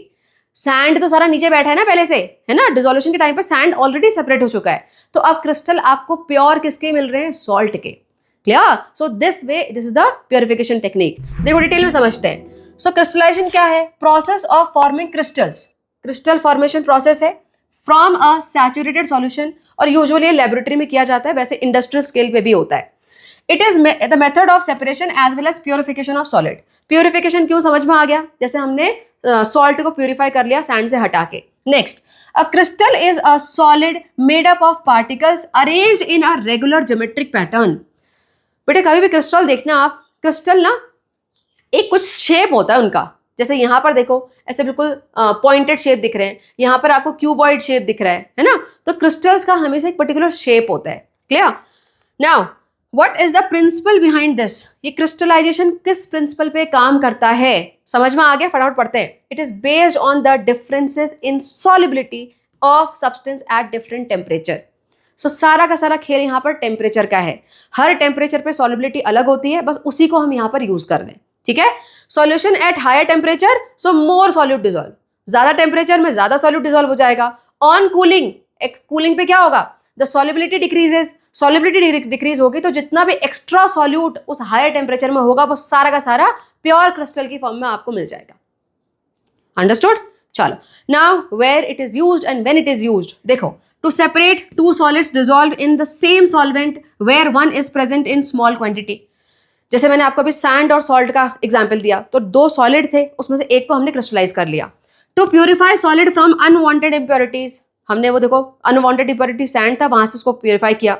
To recover pure solid from its solution, yes ये भी हो सकता है, to recover pure solid from its solution. अब इसके बेस पे एक एक्टिविटी है, पहले उसको करते हैं। देखो क्या करना है यहाँ पर, लेट अस प्रिपेयर। यहाँ पर आपको कॉपर सल्फेट का सॉल्यूशन बनाना है। अगर कॉपर सल्फेट नहीं है तो आप यहाँ पर नमक पानी भी बना सकते हो, ठीक है, लेकिन यहाँ पर चाहिए H2SO4, राइट। समझते हैं, देखो यहाँ पर। सो क्या करना है, dissolve 1 gram of copper sulphate. Copper sulphate का फॉर्मूला क्या होता है बेटा? अभी से फॉर्मूले पढ़ने शुरू करो, अब पढ़ना ही है आपको, अब तो नहीं बच सकते, है ना। तो कॉपर सल्फेट इज CuSO4। इस पूरे SO4 को सल्फेट बोलते हैं। तो copper sulphate in 25 ml of water with a drop of dilute sulphuric acid. Sulphuric acid क्या होता है? H2SO4। किंग ऑफ केमिकल है ये, इसके नाम के बिना, इसके फॉर्मूले के बिना काम नहीं चलता है यहाँ केमिस्ट्री में। तो H2SO4 है ना, king of chemical. So CuSO4 को बेसिकली पानी में डालना है और उसमें कुछ ड्रॉप डालनी है आपकी सल्फ्यूरिक एसिड की। अब आपकी बुक में नहीं बताया गया है कि सल्फ्यूरिक एसिड क्यों डाला जाता है, बस आपको रट लेना है, लेकिन रटो मत, समझ लो। बेटा यहाँ पे जो ये 1-2 ड्रॉप डालते हैं ना सल्फ्यूरिक एसिड की, ये बेसिकली कॉपर सल्फेट को वाटर में जाके रिएक्ट नहीं होने देते। अगर नॉर्मल वाटर में डालेंगे तो यहाँ पर कॉपर सल्फेट टूट जाता है और CO जो है वो पानी के साथ कंबाइन करके कॉपर हाइड्रोक्साइड बनाता है। सो बेसिकली केमिकल रिएक्शन हो जाती है। तो उस केमिकल रिएक्शन को रोकने के लिए यहाँ पर कुछ ड्रॉप सल्फ्यूरिक एसिड की डाली जाती है, जिससे कि सॉल्यूशन एसिडिक हो जाए। उस एसिडिक सॉल्यूशन में ये रिएक्ट नहीं करता। क्लियर? तो रिएक्ट नहीं करेगा तो मिक्सचर रहेगा, रिएक्शन हो गई तो उसके बाद फिर मिक्सचर नहीं रहेगा ना, फिर तो वो कंपाउंड नया कंपाउंड बन जाएगा। Understood? So now gently heat the mixture in the water bath will while stirring constantly. बेटा डायरेक्ट हीटिंग के लिए नहीं बोला है, यहाँ पर आपको वाटर बाथ में हीटिंग के लिए बोला है। क्यों वाटर बाथ में हीटिंग? इसलिए ताकि सारे के सारे क्रिस्टल इक्वली डिसॉल्व हो, अच्छे से डिसॉल्व हो जाए, ऐसा अनइवन हीटिंग ना हो। अगर डायरेक्ट बर्नर के ऊपर रखोगे तो क्या होगा, नीचे का पानी जल्दी गर्म होता है ना, तो वो कंडीशन नहीं आनी है। Now sulphuric acid help in making pure crystals by preventing the unwanted reaction. देखो H2SO4 अनवांटेड रिएक्शन को रोक लेता है। Keep adding copper sulphate until the solution become saturated. शुरू में सिर्फ इतना ग्राम कॉपर सल्फेट बोला है ना स्टार्ट करने के लिए, जैसे डिसॉल्व हो गया थोड़ा थोड़ा करके हम डालते रहेंगे, ऐड करते रहेंगे। ठीक है, टेम्परेचर नीचे इंक्रीज होते जा रहा है। Further filter hot solution to remove the insoluble impurities. Copper sulphate pure थोड़ी होगा, कुछ ना कुछ तो उसमें इम्प्योरिटी रहती है, तो आप डिसॉल्व करते रहो, कॉपर सल्फेट डिसॉल्व हो रहा है लेकिन इम्प्योरिटी यहाँ पे नीचे बैठ जाएंगी। तो क्या करा, फिल्टर पेपर से फिल्टर कर दिया। राइट, आपको ये फिल्ट्रेट मिला, ये वाला फिल्ट्रेट है ना, जो भी मिलता है फिल्ट्रेशन के बाद उसको फिल्ट्रेट बोलते हैं। Now cool the filtrate slowly without disturbing. इसको अनडिस्टर्ब्ड छोड़ना पड़ता है, ज्यादा टच नहीं करना पड़ता, और नॉर्मल मतलब रूम टेम्परेचर पर छोड़ दो तो अपने आप ठंडा होगा धीरे धीरे, वो कंडीशन यहाँ पे फॉलो करनी पड़ती है। Right, so you will gate large shiny blue coloured crystal. Filter these crystal, rinse with the cold water. Crystal हमेशा ऊपर मिलते हैं, जो नीचे का सॉल्यूशन है उससे फिल्टर कर लेते हैं, उनको पानी से धो और आपकी क्रिस्टल रेडी। क्लियर? अब यहां पर करके देख लेते हैं। देखो यहां पर सी ये टाइम लैप्स के साथ दिया हुआ है, टाइम बढ़ा के। So see how these blue crystals are appearing. So this is the copper sulphate crystal. बस इनको आप फिल्टर करेंगे, so you will get pure copper sulphate crystal here. ठीक है बेटा, कॉपर सल्फेट को क्या बोला जाता है, एक साइंटिफिक नाम है कॉपर सल्फेट का, उसके नाम से क्वेश्चन आ सकता है। It is known as blue vitriol. क्या है?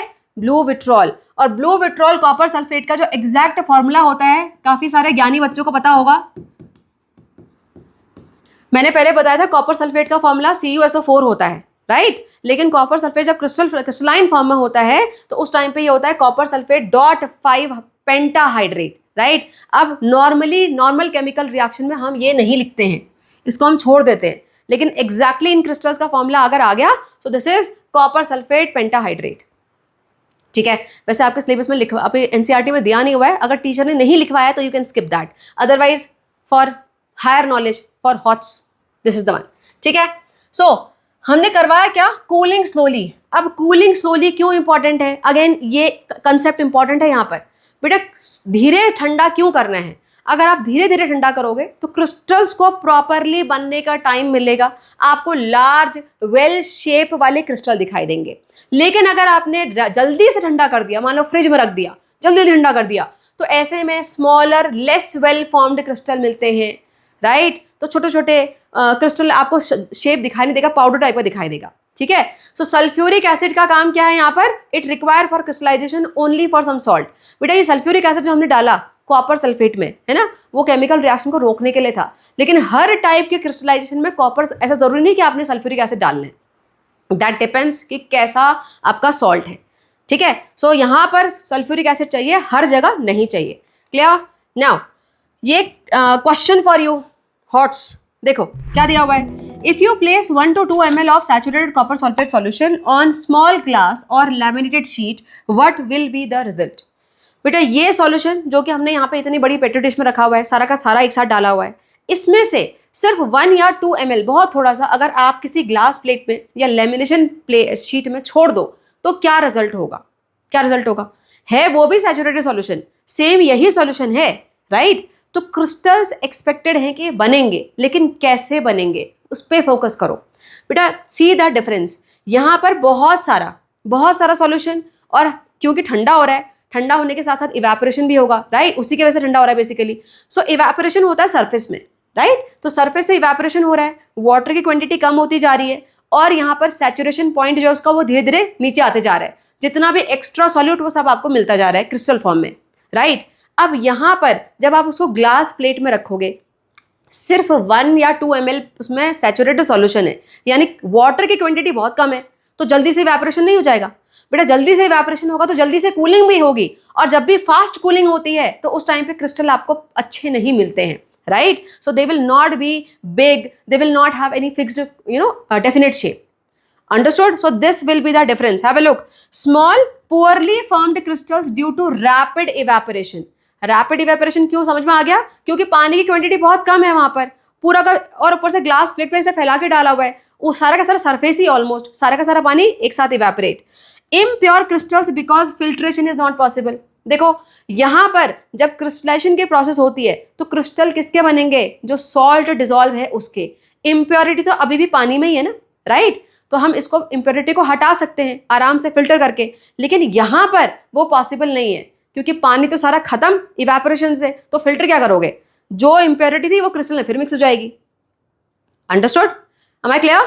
चलो आगे चलते हैं। Now here one more question for you. यहाँ पर ये जो प्रोसेस दी हुई है इसको आपको डिस्क्राइब करना है अपने वर्ड्स में। अब प्रोसेस क्या है उसको देखो। It is the step followed in the salt manufacturing process. Salt formation जो कि सी वाटर से होता है उसका ये डायग्रामेटिक रिप्रेजेंटेशन है, आपको अपने वर्ड्स में इसको डिस्क्राइब करना है, ठीक है। देखो सी वाटर से saturated solution, this is step 1, और सैचुरेटेड सॉल्यूशन से salt crystal, this is step 2। So basically 2 steps में हम इसको एक्सप्लेन करेंगे, ठीक है। अब बेटा अगर कभी आपने सी वाटर से सॉल्ट फॉर्मेशन देखा हो तो क्या होता है, वहां पर कोस्टल एरिया के आसपास एक बहुत बड़े से लैंड में छोटे छोटे से पॉन्ड टाइप के बना देते हैं, शैलो पॉन्ड, जहां पर सी वाटर को कलेक्ट करके छोड़ दिया जाता है, right. So starting with that, sea water is collected in large shallow evaporation pond. Evaporation ponds होते हैं वो, उनको बोला जाता है। नाउ वहां होगा क्या? सन आएगा तो सन की हीट से वाटर धीरे धीरे इवेपोरेट होगा, राइट। अब इस सिनेरियो को समझो। मान लो एक हम एनालॉजी ले लेते हैं। लेट्स से 1000 ml पहले पानी था, उसमें लगभग 100 ग्राम सॉल्ट था, राइट। पहले जब सी वाटर हमने डाला पॉन्ड में तो ये कंडीशन थी, लेकिन अब सन की हीट से इवेपोरेशन हो रहा है। इवेपोरेशन से कौन खत्म हो जाएगा? वाटर। सॉल्ट तो नहीं होगा ना, सॉल्ट वैसा का वैसा ही रहेगा। सो धीरे धीरे पानी खत्म होता जा रहा है, खत्म होता जा रहा है। अब ये हो गया है 100 ml। वाटर कम होते होते 100 ml हो चुका है। अब 100 ml में भी 100 ग्राम ही सॉल्ट है, राइट। तो 100 ml में 100 ग्राम, तो सैचुरेशन पॉइंट होने के चांसेस ज्यादा है ना। सो बेसिकली होगा क्या? जैसे जैसे इवेपोरेशन होते जा रहा है पानी की क्वांटिटी कम होती जा रही है। सो अल्टीमेटली एक पॉइंट आएगा जहां पर आपको सैचुरेटेड सॉल्यूशन मिल जाएगा, राइट। सैचुरेटेड सॉल्यूशन यानी कि जितना क्वांटिटी सॉल्ट की वहां पे एग्जैक्टली डिसॉल्व फॉर्म में रह सकती है। क्लियर? सो देखो, as the water evaporates, salt concentration keeps on increasing. This continues until the solution becomes saturated.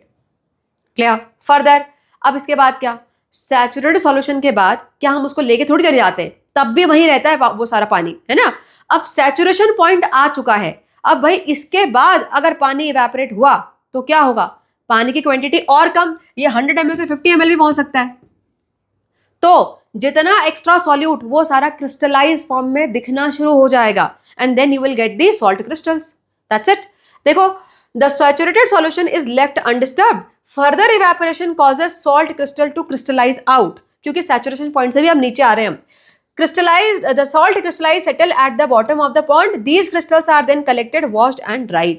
ये जो यहाँ पे सॉल्ट क्रिस्टल मिलते हैं ये प्योरीफाइड फॉर्म में नहीं होते, यहाँ बहुत सारी इसमें इम्प्योरिटीज होती है, लेकिन तब भी इनको ड्राई करके फिर आगे जाके इंडस्ट्री में भेज दिया जाता है जहाँ पे फर्दर प्योरिफिकेशन होता है। Understood? So this is crystallisation. Now here our scientific contribution.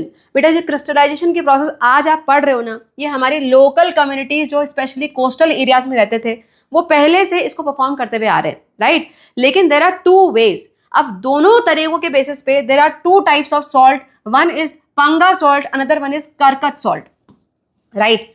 अब 2 टाइप के सॉल्ट क्यों? बिकॉज उनके बनाने के तरीके अलग हैं। यहाँ पे देखो, the panga salt was obtained by boiling the concentrated sea brines. अब पहले तो ये ब्राइन वर्ड क्या है? What is brine? बेटा कुछ नहीं है, बहुत सारा नमक अगर पानी में हो तो उसको ब्राइन बोलते हैं। Too much of salt in water is known as brine. यहाँ पे सी ब्राइन है, तो इसका मतलब सी वाटर है, लेकिन उसमें सी वाटर कंसंट्रेटेड फॉर्म में है, तो सी ब्राइन। ठीक है ना, तो क्या करा जा रहा है भाई, सी ब्राइन को बॉईल करा जा रहा है। अगर हम बॉईल कर रहे हैं मतलब हम हीट प्रोवाइड कर रहे हैं, हीट प्रोवाइड करेंगे तो उतनी जल्दी ठंडा भी तो होगा, है ना, कूलिंग प्रोसेस फास्ट होगी, कूलिंग प्रोसेस फास्ट होगी तो बताओ किस टाइप का सॉल्ट बनेगा, ये वाला पंगा सॉल्ट, राइट। दूसरे पे देखो, while the evaporation of sea water produce the karkach salt. यहाँ पर सी वाटर को अगर हम नेचुरल तरीके से इवेपोरेट होने देंगे तो फिर आपको किस टाइप का सॉल्ट मिल रहा है, करकत सॉल्ट। अब मुझे जल्दी से कमेंट में बताओ कि पंगा सॉल्ट एंड करकत सॉल्ट दोनों में से कहां पर आपको ज्यादा बड़े क्रिस्टल मिलेंगे। कंसेप्ट समझ में आ गया तो आंसर कमेंट्स में दे देना, ठीक है। चलो चलते हैं आगे। Now here ready to go beyond. ये जो ब्यूटीफुल क्रिस्टल्स आपको दिख रहे हैं ना, दीज आर ऑल नेचुरल। ये जो क्रिस्टलाइजेशन की प्रोसेस बेटा नेचर में भी होती है। देखो यहाँ पर दिस इज क्वार्ट्ज, ये वाला क्वार्ट्ज है ना। कहाँ मिलते हैं ये? One such example is in Mawsmai cave in Sohra Cherrapunji, known for its fascinating natural formation of quartz. So nature is also giving this beautiful crystals to us, ठीक है। चलो moving ahead, now distillation, another process of separating the homogeneous mixtures. बेटा इससे पहले crystallisation, वहां पर भी homogeneous mixture था। किस चीज का मिक्सचर था? हमने वाटर सॉल्वेंट लिया, उसमें सॉलिड सॉल्यूट डाला, डिसॉल्व करते रहे बाय इंक्रीजिंग द सॉल्युबिलिटी, ठंडा किया तो सारे के सारे सॉलिड सॉल्यूट के क्रिस्टल्स हमें प्यूरिफाइड फॉर्म में वापस मिल गए। तो हमने बेसिकली सॉल्यूट को सेपरेट कर लिया। लेकिन व्हाट अबाउट सॉल्वेंट? वाटर पे तो हमने ध्यान ही नहीं दिया, है ना। तो अगर हमें सॉल्वेंट को भी सेव करना हो, उसको भी सेपरेट करके रखना हो तो क्या करेंगे? तो आप बोलोगे मैम कंडेंस कर सकते हैं, है ना। तो यस, वही प्रोसेस हम यहाँ करने वाले हैं। लेकिन बेटा जो डिस्टिलेशन के प्रोसेस है वो प्राइमरीली कहाँ अप्लाई होती है? जहां पर हमारे पास होमोजीनियस मिक्सचर है टू मिसिबल लिक्विड्स का। टू मिसिबल लिक्विड्स क्यों? अगर इमिसिबल होंगे जैसे वाटर एंड ऑयल तो फिर तो अलग अलग लेयर बन जाती है ना, सेपरेट लेयर है, हम सेपरेट किसी और टेक्निक से कर सकते हैं। लेकिन यहाँ पर अगर लिक्विड आपस में पूरी तरह से मिक्स हो गए, हमें कुछ नहीं पता पड़ रहा कौन सा लिक्विड कहाँ पर है ना, तो बिल्कुल होमोजेनियस यूनिफॉर्म कंपोजिशन है, then we apply this distillation process. देखो यहाँ पर, so we are having solution of two miscible liquids, so let's say liquid A and liquid B, right. So definition के हिसाब से पहली रिक्वायरमेंट क्या है? Two miscible liquids, liquid A liquid B. अब इनका नेक्स्ट रिक्वायरमेंट क्या है? इनके बीच का जो बॉइलिंग पॉइंट डिफरेंस है वो 25 डिग्री सेल्सियस मिनिमम या उससे ज्यादा होना चाहिए, ठीक है। सो लेट्स से इसका बॉइलिंग पॉइंट है 100 डिग्री सेल्सियस और इसका बॉइलिंग पॉइंट है 50 डिग्री सेल्सियस। तो सेकेंड रिक्वायरमेंट मीट हो गई, 25 डिग्री सेल्सियस से ज्यादा इनका डिफरेंस है बॉइलिंग पॉइंट का। नाउ हमने इस मिक्सचर को हीट करना स्टार्ट किया, तो हीट जब भी करते हैं तो रूम टेम्परेचर जो होता है उससे धीरे धीरे टेम्परेचर बढ़ता है। तो मान लो रूम टेम्परेचर यहाँ पर 25 डिग्री सेल्सियस, ठीक है। अब 25 डिग्री सेल्सियस से अगर हम हीट कर रहे हैं, टेम्परेचर दे रहे हैं, तो धीरे धीरे टेम्परेचर बढ़ेगा। तो पहले कौन सा टेम्परेचर आएगा? 50 की 100? कौन सा आएगा? 50 आएगा ऑब्वियसली, है ना। तो जिसका कम बॉइलिंग पॉइंट है वो क्योंकि पहले टेम्परेचर रीच हो रहा है तो ये तुरंत यहां से बॉयल होना स्टार्ट हो जाएगा, राइट। ये नहीं हो रहा, ये बॉयल हो रहा है। बॉयल होगा तो इसके वेपर्स बनेंगे, तो आपको मिल गए vapours of liquid A, vapours of liquid A. अब इन वेपर्स को अगर हम किसी तरह से कंडेंस कर लें, कंडेंस करके किसी दूसरे कंटेनर में इकट्ठा कर लें, तो आपको क्या मिलेगा? लिक्विड ए मिल जाएगा, क्योंकि हमने वेपर्स ए को ठंडा कर दिया, कंडेंस कर दिया, तो आपको लिक्विड ए मिल गया दूसरे कंटेनर में, जिसको कि हम क्या बोलते हैं? डिस्टिलेट। सो कंटेनर पहले वाले कंटेनर में अब लिक्विड ए सारा गायब, लिक्विड बी बच गया, और नए कंटेनर में आपको सारा मिल गया लिक्विड ए। हो गया सेपरेशन, अंडरस्टूड। देखो डेफिनेशन कैसे लिखेंगे? Distillation is the process of separating a mixture of two or more miscible liquids. First requirement in the definition, two or more miscible liquids with a boiling point difference of at least 25 degree Celsius. ये दोनों point पता होने चाहिए बेटा, है ना। To or more miscible liquid होने चाहिए, उनके बीच का boiling point difference 25 degree Celsius या उससे ज्यादा होना चाहिए। Where the liquid with lower boiling point, है ना, the liquid with lower boiling point evaporates first and is then condensed to collect the pure liquid. Understood? So this is the distillation process. इतनी लंबी definition in simplest way possible. यहाँ पर diagram जिसको आपको समझना है, लेबलिंग आ सकती है, ठीक है। देखो this is stand. stand क्यों? ये सपोर्ट देगा इसको। क्या है ये? Distillation flask. इसमें है आपका मिक्सचर किसका? एसीटोन एंड वाटर का। एसिडोन एंड वाटर मिक्स हो जाते हैं, सो मिसिबल लिक्विड। इनके बीच का बॉइलिंग पॉइंट डिफरेंस कितना है? वाटर का 100 डिग्री सेल्सियस होता है, एसीटोन का 56 डिग्री सेल्सियस होता है। सो टेम्परेचर डिफरेंस भी मीट कर रहा है, 25 डिग्री सेल्सियस ज़्यादा है। नाउ हमने टेम्परेचर प्रोवाइड करा, यहाँ पर इसको क्लैम्प किया हुआ है, यहाँ पर ये थर्मामीटर्स में फिट किया हुआ है टू रेगुलेट दी टेम्परेचर को रेगुलेट करने के लिए। डिस्टिलेशन फ्लास्क में एक डिलीवरी ट्यूब होती है, वो कनेक्टेड किसके साथ है, इस कोनिकल फ्लास्क के साथ, राइट। अब इसको टेम्परेचर मिला, हीटअप हुआ, पहले 56 डिग्री सेल्सियस आएगा तो एसीटोन सारा वेपराइज होके इस डिलीवरी ट्यूब के थ्रू जाएगा, लेकिन हमें अब इसको लिक्विड फॉर्म में लाना है, तो यानी कंडेंस कर रहे हैं। कंडेंस कैसे करेंगे, कुछ ठंडी चीज के कांटेक्ट में आगे। सो यहाँ पर इनलेट होता है कंटिन्यूअसली ठंडे पानी का, ठंडा पानी के जैसे कांटेक्ट में आएंगे एसीटोन के वेपर सारे लिक्विफाई हो जाएगा। एसीटोन लिक्विड फॉर्म में यहाँ मिल गया, ये वाटर क्योंकि हॉट वेपर के कांटेक्ट में कंटिन्यूअसली आ रहा है तो गर्म हो जाएगा। So warm water outlet here, so continuous inlet outlet water का चलता रहता है, ठंडा पानी कंटिन्यूअस आता रहता है, गर्म पानी यहाँ से वापस जाता रहता है। Clear. So ultimately you are getting all the acetone in this conical flask and यहाँ पे क्या रह जाएगा, सारा का सारा water. Understood. So this is the distillation process. Clear. देखो जो मैंने समझाया वही यहाँ पर फटाफट से लिखा हुआ है, देख लेते हैं। Mixture of acetone and water is heated in distillation flask, lower boiling point किसका, एसीटोन का, vaporises first, vapour passes through this condensing tube, condenser. So pure acetone is collected in the separate vessel there and other liquid or solid remain in the flask. यहाँ पर क्योंकि water के साथ था mixture तो यहाँ पर लिक्विड रह जाएगा। अगर यही मिक्सचर किसी सॉलिड के साथ हो, है ना, मान लो सॉल्ट सॉल्यूशन है तो सारा वाटर यहाँ मिलेगा, सॉल्ट इसके अंदर रह जाएगा। Am I clear? So this separation technique, it can be used to obtain liquid. It can be used to obtain the liquid from mixture of a liquid or a solid. यहाँ पर mixture liquid का था, मैं liquid solid का भी हो सकता है, लेकिन प्राइमरीली हम लिक्विड के लिए इसको यूज करते हैं। क्लियर। चलो चलते हैं आगे। Now here India scientific contribution. बेटा डिस्टिलेशन की प्रोसेस इंडिया में बहुत पहले से चलती हुई आ रही है। यहाँ पर जो एक मिट्टी का इत्र फ्रेगनेंस होता है, ये परफ्यूम होता है बेसिकली, ये इंडिया में प्रोड्यूस होता है कहाँ पर, कन्नौज में, जो कि उत्तर प्रदेश में है, and it is also known as perfume capital of India. यहाँ पर सिर्फ मिट्टी का इतना ही नहीं, बाकी बहुत सारे परफ्यूम का प्रोडक्शन होता है, लेकिन कैसे होता है उस पर फोकस करो। हियर दिस इज कॉल्ड देग भाप का मेथड। भाप तो पता ही है ना, वेपर्स, तो देग भाप का मेथड। सो यहाँ पे हो क्या रहा है, जो कभी रेनफॉल होती है ना, अगर फर्स्ट टाइम जब रेनफॉल होती है तो एक बड़ी अच्छी सी स्मेल आती है मिट्टी से, है ना, मिट्टी की खुशबू बोला जाता है उसको ना। जो वो मिट्टी की खुशबू, वो स्मेल, जो फ्रेगनेंस आ रही है, उसी को यहाँ पर स्टोर किया जाता है परफ्यूम की फॉर्म में। अब कैसे किया जाता है बोलोगे मैम, स्मेल को कैसे परफॉर्म स्टोर करेंगे? बेटा वो स्मेल एक्चुअली कुछ केमिकल्स की वजह से आती है, कुछ केमिकल्स प्रोड्यूस होते हैं, कुछ वहाँ पे माइक्रो ऑर्गेनिज्म कर लेते हैं, कुछ ऑलरेडी लिक्विड जो सॉइल है उसमें कुछ केमिकल्स होते हैं, वाटर के आते ही वो केमिकल रिलीज होते हैं, तो उनके वजह से स्मेल आती है, राइट। सो वही कंसेप्ट यहाँ पर अप्लाई होता है। इतने बड़े बड़े जो मटके दिख रहे हैं, इसके अंदर वही सॉइल होता है, वाटर डाला जाता है, बॉईल करते हैं, बॉईल करने के साथ जो स्टीम बनेगी उसके साथ फ्रेगनेंस भी आती है। फ्रेगनेंस यहाँ पे इकट्ठा हुई, ठंडे पानी में उसको कंडेंस किया और सारा यहाँ पे इकट्ठा हो गया, राइट। देग भाप का method, this is India's traditional way of distillation. Clear. चलो चलते हैं आगे। Now here this is petroleum refinery. अगर किसी ने क्लास 8th में पुरानी वाली एनसीईआरटी फॉलो करी थी तो वहां पढ़ा था आपने, है ना, refining of petroleum, that is crude oil, इसको ब्लैक गोल्ड भी बोलते हैं। नाउ यहाँ पर बेटा डिस्टिलेशन की प्रोसेस है, लेकिन this is not normal distillation, this is fractional distillation. Why fractional distillation? Normal distillation क्यों नहीं हो रहा? बिकॉज यहाँ पर जो लिक्विड, जो जितने भी लिक्विड्स इसमें होते हैं, मिक्सचर में होते हैं, उनका टेम्परेचर डिफरेंस 25 डिग्री सेल्सियस से कम होता है। मीन्स बॉइलिंग पॉइंट का जो डिफरेंस है वो 25 डिग्री सेल्सियस से कम होता है, तो इसीलिए ऐसे में फ्रैक्शंस बने होते हैं। बेटा हर फ्रैक्शन का एक पर्टिकुलर कुछ टेम्परेचर होता है, राइट।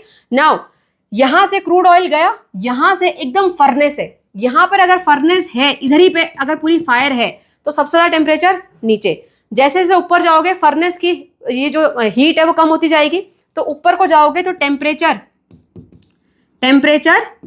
लो, राइट। नीचे टेम्परेचर ज्यादा, ऊपर को जाता है टेम्परेचर लो। क्लियर।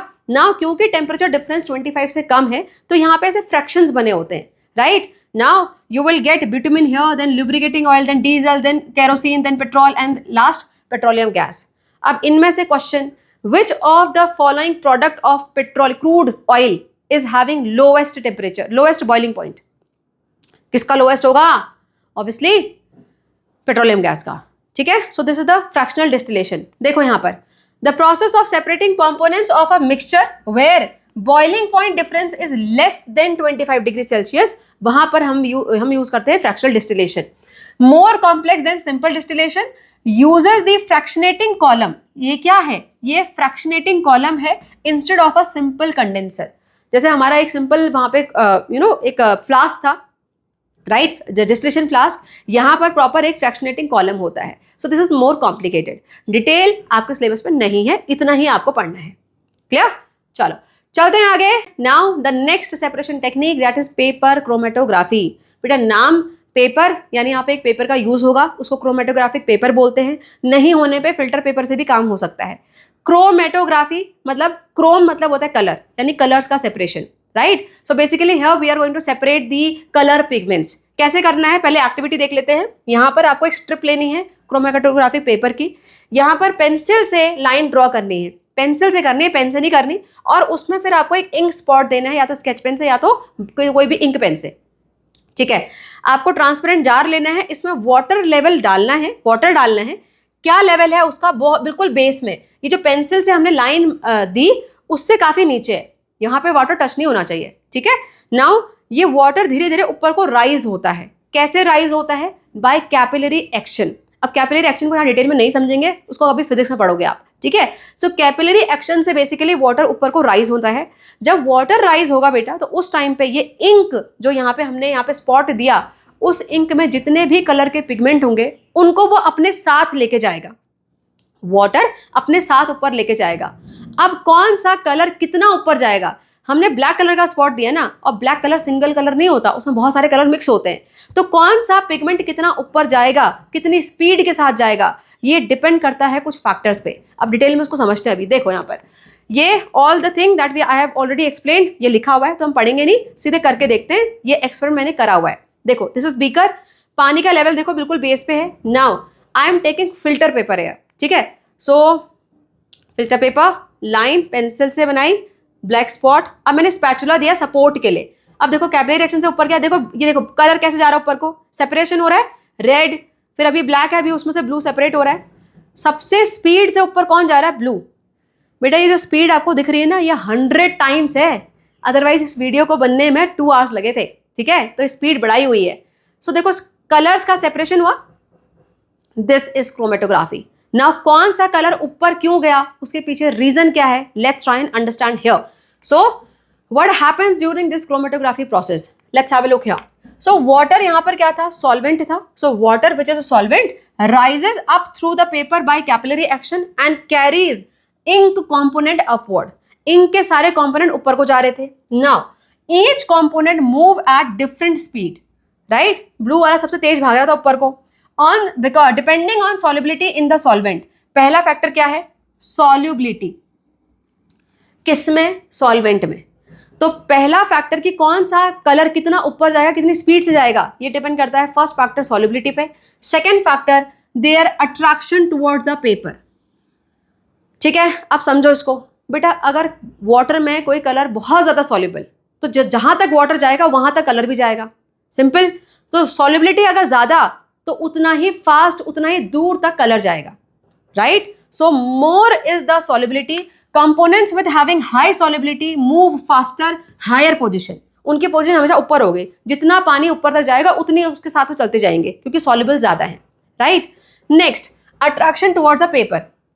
बेटा पेपर की तरफ अगर अट्रैक्शन है तो यानी उससे स्टिक होने की कोशिश कर रहे हैं। अगर स्टिक होने की कोशिश करेंगे तो पानी जब ऊपर जाएगा तो वो तो वहीं स्टिक रह जाएंगे ना, यस। सो जिनका अट्रैक्शन पेपर के साथ ज्यादा होता है फिर वो पेपर के साथ ही रह जाते हैं, वो पानी के साथ ऊपर नहीं जा पाते, clear. So if attraction towards the paper is high they move slow, right, वो कलर स्लो हो जाएगा, लोअर उसकी पोजीशन होगी क्रोमेटोग्राफी पेपर में। तो बताओ जो आपने कलर सेपरेशन देखा उसमें रेड और ब्लू में से किसका पेपर के लिए अट्रैक्शन ज्यादा होगा? किसका ज्यादा होगा? रेड का, अंडरस्टूड। चलो देखते हैं यहाँ पर। Now important points to remember, बेटा जो क्रोमेटोग्राफी हमने प्रोसेस देखी, इसमें क्या क्या इंपॉर्टेंट पॉइंट है जो आपको फोकस इस पर रखना है, क्वेश्चन आ सकता है यहाँ से। Always draw base line with the pencil not pen. कौन इसका आंसर देगा? हमने जो बेस लाइन बनाई वो पेंसिल से बनाई, पेन से क्यों नहीं बनाई? आंसर चाहिए मुझे इसका, कमेंट्स में जल्दी बताओ। कौन, हु आर द जीनियस? बेटा पेन अगर होगा तो इंक तो वहां पर फिर उसकी भी आ जाएगी ना, then we won't be able to see the difference. जो हमने ब्लैक स्पॉट डाला वो अलग से नहीं दिखेगा हमको, है ना, सो दैट्स वाई पेंसिल लिया। Water level should always be below the spot. अब बिलो द स्पॉट क्यों? क्योंकि अगर बिलो स्पॉट से ऊपर होगा तो सारा कलर पानी में ही घुल जाएगा, इसलिए ऊपर नहीं जाएगा फिर। Next, water is not always the right solvent. हमेशा जरूरी नहीं कि सॉल्वेंट वाटर ही हो, कुछ और भी हो सकता है, एल्कोहल भी हो सकता है, मिक्सचर ऑफ डिफरेंट लिक्विड भी हो सकते हैं। Next, different solvents give different separation result. Solvent अगर चेंज होगा तो रिजल्ट भी डिफरेंट होगा, ठीक है। चलो ना, यहाँ पर हमने क्या समझा पेपर क्रोमेटोग्राफी के बारे में, फटाफट से एक बार कंपाइल कर लेते हैं। Paper chromatography is a technique used to separate the components, right, components of a mixture based on their different rate of movement on paper when they are carried by the solvent। जब उनको solvent carry करता है ऊपर को paper में bye capillary action, तो उनका जो रेट ऑफ मूवमेंट है उससे वो सेपरेट हो जाते हैं। क्लियर बेटा? बहुत ही टेक्निकल से ये डेफिनेशन लग रही है, लेकिन समझिए करो, कुछ नहीं है। It is a technique used to separate the component of a mixture based on their rate of movement on paper when they are carried by the solvent। Clear?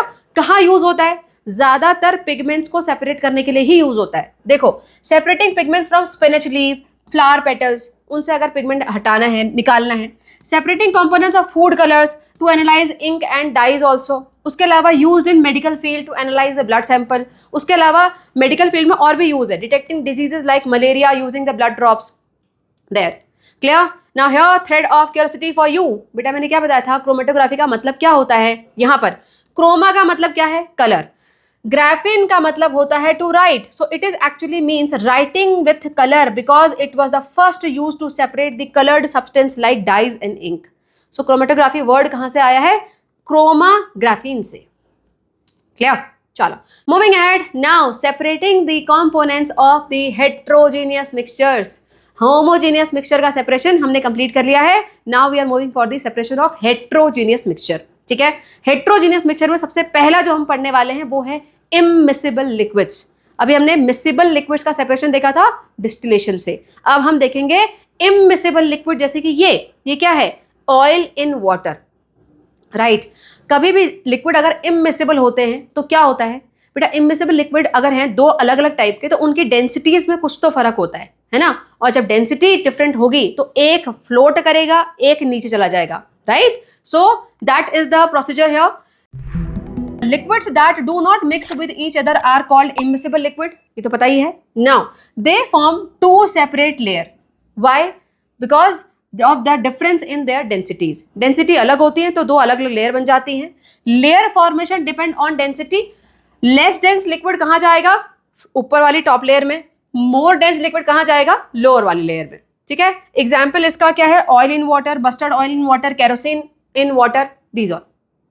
ठीक है, अब चलते हैं सेपरेशन टेक्निक पे, जो कि हमें करना है। So let us separate. बेटा यहाँ पर सेपरेशन टेक्निक के लिए चाहिए ये सेपरेटिंग फनल। क्या है ये? Separating funnel. This is one of the easiest separation technique that you can study here. ठीक है, क्या होता है यहाँ पर? ये नोजल दिख रहा है, ये इसको बंद करते हैं, यहाँ पर ऊपर से हम मिक्सचर डालते हैं इममिसिबल लिक्विड्स का, उसको थोड़ी देर छोड़ देते हैं, स्टैंड में लगा के थोड़ी देर छोड़ देते हैं। जब हम उसको अनडिस्टर्ब छोड़ देंगे तो क्या होगा? डेंसिटीज के बेसिस पे दो अलग अलग लेयर मिल जाएंगी आपको, राइट। लेयर जैसी कंप्लीट हो चुकी है, उसके बाद नीचे हम यहाँ पे कोनिकल फ्लास्क लगाएंगे या बीकर लगाएंगे, कुछ भी लगा लो, और धीरे से इस नोजल को खोलना है। जब नोजल को खोलेंगे तो पहले क्या आएगा? ऑब्वियसली ये वाला जो बेस वाला लिक्विड है वो नीचे आ जाएगा। बेटा लिक्विड जब बेस में ये वाला आता है तो ऑलमोस्ट इतना सा, जब ये वाला पार्ट यहाँ पहुंच जाएगा, राइट, जब आपको लगेगा कि ऑलमोस्ट सारा लिक्विड नीचे आ चुका है, तो हम नोजल को बंद करते हैं। नोजल को बंद करके थोड़ा सा पार्ट, सिर्फ इतना पार्ट ऑफ लिक्विड हम डिस्कार्ड कर देते हैं, क्योंकि वो है सेपरेटिंग बाउंड्री। तो वहां पर थोड़ा बहुत ऑयल और वाटर मिक्स रहेगा, है ना, उसको निकालेंगे तो भी मिक्स हो जाता है। तो इतना सा पार्ट हम उसको हटा देते हैं, डिस्कार्ड करते हैं, बाकी बचा क्या? सारा ऑयल। हो गया आपका ऑयल एंड वाटर सेपरेट, नीचे सारा आपको वाटर मिल गया, इसमें रह जाएगा ऑयल। Understood, easy. चलो देखो यहाँ पर, so pour the mixture of mustard oil and water into the separating funnel, let it stand undisturbed, 2 layer बनेंगी। Now open the stopcock this slowly, collect the lower layer into the container. Now close stop cock when water is almost fully drained. Collect the middle portion, ये collect this much middle portion and discard it. Collect oil layer separately by opening the stop cock again. Clear? चलो चलें आगे। Now बेटा अभी जो हमने heterogeneous mixture देखा वहां पर दोनों ही कंपोनेंट लिक्विड थे, लेकिन अगर कंपोनेंट दोनों के दोनों सॉलिड हों तो ऐसे बहुत सारे मिक्सचर हमने ऑलरेडी देख लिए ना, जूनियर क्लास में देखे थे आपने। पोहा ले लो, आप नमकीन ले लो, सैंड ले लो, मड ले लो, everywhere both the components are या all the components are solid. और जब यहाँ पे सॉलिड मिक्सचर होता है तो वहां पर मोस्टली मिक्सचर हेट्रोजीनियस होता है। मोस्टली बेटा, सारे नहीं बोला मैंने, there is one solid mixture जो कि होमोजीनियस भी हो सकता है, उसके बारे में आगे पढ़ेंगे। अभी यहाँ पे ध्यान दो, राइट। सो अगर आपके सारे के सारे कंपोनेंट सॉलिड होंगे तो चांसेस ज्यादा हैं कि वो हेट्रोजीनियस मिक्सचर होगा, राइट। उसमें से एक ये पिक्चर कुछ याद आ रही है क्लास 8th में, this is yellow one is sulphur powder, बाकी आयरन फिलिंग। मिक्सचर क्या है ये? Again heterogeneous. कैसे सेपरेट करा था इसको? बाय मैग्नेटिक सेपरेशन, है ना। अगर यहाँ पे मैग्नेट, आप बार मैग्नेट लेके आओगे, सारे के सारे आयरन फिलिंग उसमें अटैच हो जाएंगे, आयरन फिलिंग सेपरेट, नीचे आपको मिल गया सल्फर, राइट। उसके अलावा कुछ और टेक्निक जो आपने जूनियर क्लास में पढ़ी थी, hand picking, threshing, winnowing, sieving, magnetic separation, है ना, ये बेसिक थे। लेकिन इसके अलावा बेटा एक और तरीका है जहां पर सॉलिड मिक्सचर है जो कि हेट्रोजीनियस मिक्सचर है, उसको हम सेपरेट कर सकते हैं, और उस मेथड का नाम है सब्लिमेशन। क्या नाम है? सब्लिमेशन। अब ये होता क्या है यहां समझते हैं। ये 3 स्टेट्स ऑफ वाटर, है ना। अभी this is solid state, liquid state, gaseous state. इनमें जब चेंज होता है यानी कन्वर्जन होता है तो solid to liquid melting, liquid to gas evaporation. अगर वापस आ जाओ, टेम्परेचर कम कर दो, तो अगर कंडेंस हो गया यानी कि गैस से दोबारा लिक्विड में आ गया तो कंडेंसेशन, यहां से दोबारा से अगर सॉलिड बन गया तो फ्रीजिंग। ये बेसिक कंसेप्ट आपको पता है, राइट। नाउ बेटा एक ऐसी टेक्निक होती है जहां पर सॉलिड, आइस नहीं, हम वाटर की बात नहीं कर रहे हैं, कोई दूसरा सॉलिड, है ना। एनी, ये आइस नहीं है, कोई दूसरा सॉलिड है। Solid directly goes to the vapor state without coming to the liquid state. This is known as sublimation. क्या बोलते हैं इस प्रोसेस को? Sublimation. So the conversion of any solid to vapor without coming into the liquid state below its melting point is known as sublimation. Clear? अब वापस इसको अगर हम टेम्परेचर कम कर दें, इस सबलाइम प्रोडक्ट का जिसके वेपर्स बन चुके हैं, अगर उसका टेम्परेचर कम कर दें तो क्या होगा? ये फिर जो गैस है वो सारे के सारे सॉलिड में कन्वर्ट हो जाती है without coming to the liquid state, and this is known as deposition. क्या बोलते हैं इसको? डिपोजिशन। और इस टेक्निक को अब हम यूज करेंगे सेपरेशन के लिए, ठीक है। डेफिनेशन देख लो। So process where solid, this solid directly goes to the vapor without passing through the liquid state is known as sublimation. And deposition क्या होता है? The reverse process of sublimation where vapor directly converts to the solid without passing through the liquid state. Understood? समझ में आ गया इतना? Now coming to the sublimation process, क्या करना है यहाँ पर? Again experiment जो कि आप लैब में जाके पक्का करोगे। यहाँ पर बेटा क्या हो रहा है, आपको लेना क्या है? आपको लेना है ऐसा प्रोडक्ट जो कि सबलाइम हो सकता है, उसको हम बोलते हैं सबलाइमेबल सब्सटेंस, ठीक है। तो सबलाइमेबल सब्सटेंस क्या होते हैं जो यूजुअली आपको घर में आराम से मिल जाएगा? वो होते हैं कैम्फर, कपूर की गोलियां, या फिर नैप्थलीन बॉल्स। नैप्थलीन बॉल्स पक्का देखे होंगे आपने, जो कपड़ों के बीच में रखते हैं ताकि उसमें फंगस ना लगे, है ना। सो नैप्थलीन बॉल्स हो गए या फिर कैम्फर हो गए जो कि हम जिससे पूजा करते हैं वो। सो दे आर सबलाइमेबल मटेरियल, ठीक है। तो जो आपने नैप्थलीन बॉल है उसको पाउडर करना है, सैंड के साथ मिक्स करना है, तो sand is not the sublimable product, right. यहाँ पे कैम्फर क्या है? सबलाइमेबल है। जैसे हीट करेंगे तो जितना भी कैम्फर है वो डायरेक्ट कहाँ जाएगा? वेपर फॉर्म में। वेपर फॉर्म में जाएगा तो वेपर को ट्रैप करने के लिए हमने जो चाइना डिश है जिसके अंदर हमारा मिक्सचर है उसके ऊपर लगा दिया कोनिकल फ्लास्क और ऊपर लगा दिया कॉटन प्लग। कॉटन प्लग क्यों लगाया? So that vapours will not escape, है ना। तो हमको सारे के सारे वेपर्स चाहिए, ट्रैप कर लिए।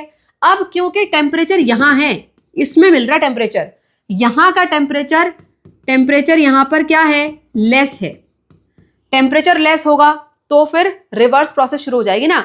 जितना भी सबलाइम हुआ आपका कैम्फर वो सारा का सारा यहां पर जाके डिपॉजिट हो जाएगा, तो डिपॉजिशन की प्रोसेस हो जाएगी। अब इस पूरे प्रोसेस में कहीं पर भी लिक्विड में कन्वर्जन नहीं होगा। अगर आपने टेम्परेचर को कंट्रोल किया तो जितना भी कैम्फर है वो डायरेक्टली आपको वेपर फॉर्म में दिखाई देगा। वेपर सारा का सारा यहीं पर डिपॉजिट हो जाएगा, सीधे किसमें, सॉलिड में। Understood? So this is the experiment that you have to do. Take a mixture of crushed camphor and sand in the china dish. बेटा कैम्फर की जगह जब लेबोरेटरी में जाते हैं तो वहां पर मिलता है अमोनियम क्लोराइड, NH4 को बोला जाता है अमोनियम, क्लोराइड के लिए Cl, NH4Cl। ये आपको लेबोरेटरी में मिलेगा अगर आप इसको लैब में जाके करेंगे तो, ठीक है। सो यहां पर कैम्फर बताया हुआ, camphor and sand in the china dish, place inverted funnel on the china dish with the cotton plug at the nozzle, heat china dish gently with the burner, camphor will sublimate. Camphor sublimate होगा तो direct कहां जाएगा, vapour form में, it rises up. Vapour hits the cold funnel, funnel cold है उसमें hit करेगा तो सारे के सारे cool down, deposit as a white solid on inner wall of the funnel, sand remain behind the china dish. नीचे क्या रह जाएगा, सारा का सारा सैंड, कैम्फर सारा आपको ऊपर यहाँ डिपोजिशन की प्रोसेस से मिल जाएगा। क्लियर हो गया सेपरेशन? अंडरस्टूड? चलो ना here examples of other sublimable substance. अभी तो मैंने कैम्फर और नेफ्थलीन बॉल का एग्जांपल दिया, उसके अलावा क्या और भी ऐसे प्रोडक्ट हैं? Yes there are lot. सबसे इंपॉर्टेंट यहां पर है ड्राई आइस। ड्राई आइस कभी देखा है किससे बनी होती है? बेटा this is solid carbon dioxide. बोले ma'am carbon dioxide solid? Yes solid carbon dioxide बेटा। जैसे आपने कभी देखा होगा आजकल वो पार्टीज में है ना, डीजे जहां पे होता है तो वहां पे वो एकदम से धुआं लग जाता है। कैसे आता है वो? वहां पे हमने नीचे कुछ आग तो जलाई नहीं है, वहां पर ये ड्राई आइस को छोड़ देते हैं। जैसे ही ड्राई आइस का टेम्परेचर बढ़ता है तो वो लिक्विड में कन्वर्ट करे बिना डायरेक्ट वेपर में कन्वर्ट हो जाता है। तो जितने भी वेपर आपको दिखाई देते हैं वो ड्राई आइस इसके होते हैं। अंडरस्टूड? चलो देखो यहाँ पर, so camphor this is slowly disappear in the open air. ये आपने देखा हुआ है। नेफ्थलीन बॉल आप जो कि मॉथ बॉल ही बोलते हैं उसको, कपड़ों के बीच में रखो कुछ दिनों में गायब हो जाती है वो, है ना। So they also disappear. Dry ice used in ice cream storage. बेटा ड्राई आइस को आइसक्रीम स्टोरेज के लिए भी यूज किया जाता है। Iodine purple vapour on heating. हल्का सा हीट करो तो सीधे जो आयोडीन का जो सॉलिड फॉर्म में होगा वो वेपर में कन्वर्ट होना शुरू हो जाता है। First that is the snow disappear without melting in the cold dry weather. जो फर्स्ट स्नो होता है बेटा, जब वो फॉल होता है ना तो वो लिक्विड में कन्वर्ट करे बिना ही सारा वेपराइज हो जाता है, ठीक है। तो that is the first snow first. चलो now alloys solid mixtures which are homogeneous, these are the examples। अब बनते कैसे हैं, कैसे बनाए जाते हैं अलॉय? जहां पर एलिमेंट्स मिक्स कर दिए जाते हैं। एलिमेंट्स में मेटल भी हो सकते हैं या फिर मेटल या नॉन मेटल भी हो सकते हैं, right. So this is basically the mixture but homogeneous mixture. और क्यों मिक्स किया जाता है यहाँ पर एलिमेंट्स को, क्यों किया जाता है? Because the product the mixture that you are getting it is having better property than the individual element. जैसे कि आयरन की प्रॉपर्टी के कंपैरिजन में स्टेनलेस की प्रॉपर्टी जो कि उसका एलॉय है वो ऑब्वियसली बेटर है, right. It is more harder, it gives more strength, उसमें कोरोजन नहीं होता। क्लियर? सो देखो यहाँ पर alloy homogeneous mixture of two or more metals or metal and non metal. Example again आपके एनसीईआरटी में दिए हुए हैं, brass, bronze and stainless steel. पहली बार नहीं सुन रहे हो, क्लास 8 में ही पढ़ा हुआ है ना। और जिसने मुझसे पढ़ा था वहां पे मैंने एक नेमोनिक्स बताया था, इजी से शॉर्टकट तरीका, याद होगा पक्का, है ना। कोई बात नहीं, यहाँ पर ही बताऊंगी मैं आपको। देखो ब्रास कैसे याद करेंगे बेटा? Brass is cozy and bronze is cutie. बस इतना याद कर लो। Brass is cozy, so copper Cu and zinc. Brass is cozy and bronze is Q and T. Tin है नाम इसलिए QT, अदरवाइज टिन का जो सिंबल है वो SN होता है। That's it. बाकी परसेंटेज बड़ा इजी है, दोनों में ही कॉपर 80% है। अगर ब्रास होगा तो यहाँ पे जिंक 20% करके आ जाना, अगर ब्रॉन्ज होगा तो टिन 20% करके आ जाना, ठीक है। So brass is cozy and bronze is cutie. Clear? Now coming to the stainless steel. इतने सारे एलिमेंट्स कैसे याद होंगे? इसके लिए भी शॉर्टकट है, डोंट वरी। देखो कैसे याद करते हैं। I can never cry mom. I can never cry mom. Simple. देखो I is for iron, can is for carbon, never is for nickel, cry is for chromium, mom is for molybdenum. That's it, simple. यहाँ पर सबसे ज्यादा percentage किसका होता है? Iron का होता है। सबसे कम किसका होता है? कार्बन, जो कि नॉन मेटल है। 1% से भी कम है, 0.03 to 0.8%, राइट। उसके बाद मोलिब्डेनम 2 to 3%, फिर आ जाओ निकल 10 to 14% एंड क्रोमियम 16 to 18%। ठीक है, क्लियर? अगर स्कूल में टीचर ने परसेंटेज याद करने के लिए बोला तो करना पड़ेगा, अदरवाइज सिर्फ एलिमेंट के नाम से भी हो जाएगा। अंडरस्टूड? नाउ अब बेटा ये एलॉय, क्योंकि ये होमोजीनियस है ना, होमोजीनियस तो ऑब्वियसली यूनिफॉर्म मिक्सचर है। अब ये सेपरेट कैसे होंगे? बेटा ये फिजिकल मेथड से सेपरेट नहीं हो सकते हैं। Alloy are the mixtures, homogeneous mixture, जो कि फिजिकल मेथड से सेपरेट नहीं होते। ठीक है, so these can not be separated by physical method. Alloy are prepared to make the materials which are stronger, more rigid, more corrosion resistance। ये आपको पता है। Any problem? चलो चलें आगे। Now let's talk about the heterogeneous mixtures separation techniques। कौन सी हमने पढ़ ली हैं, आगे हम कौन सी पढ़ने वाले हैं। एक बार यहाँ पर फटाफट से साथ में कंपाइल करते हैं, आपको रिलेट करने में आसानी होगी। देखो, सॉलिड मिक्सचर्स ज्यादातर हेट्रोजीनियस होते हैं, एलॉयज को छोड़ के, जो कि होमोजीनियस हैं। सेपरेशन टेक्निक कौन सी है? बहुत सारी, magnetic separation, sieving, hand picking, है ना। यहां पर कौन सी पढ़ी हमने? यहां पर पढ़ी हमने sublimation. Clear? Next, liquid immiscible liquids, oil in water, कैसे सेपरेट किया? सेपरेटिंग फनल से। नेक्स्ट आ जाते हैं सॉलिड इन लिक्विड। अब बेटा अगर लिक्विड में आप सॉलिड जैसे कि चौक मिला दो या फिर सैंड मिला दो तो आपको एक मिक्सचर मिलता है। क्या बोलते हैं उसको? है वो हेट्रोजीनियस, लेकिन उसको क्या बोलते हैं? उसको बोलते हैं सस्पेंशन, राइट। सस्पेंशन कैसे दिखते हैं? उसमें बड़े बड़े पार्टिकल ऐसे घूमते हुए दिखाई देते हैं। आप उसको थोड़ी देर छोड़ दो, सेटल होने के लिए छोड़ दो, तो you will see that all the heavy particles will settle down, right. तो वहां पर आपको सेडिमेंटेशन दिखाई देता है। Clear? So this is suspension. Understood? Now एक और कैटेगरी है ब्लड मिल्क बटर।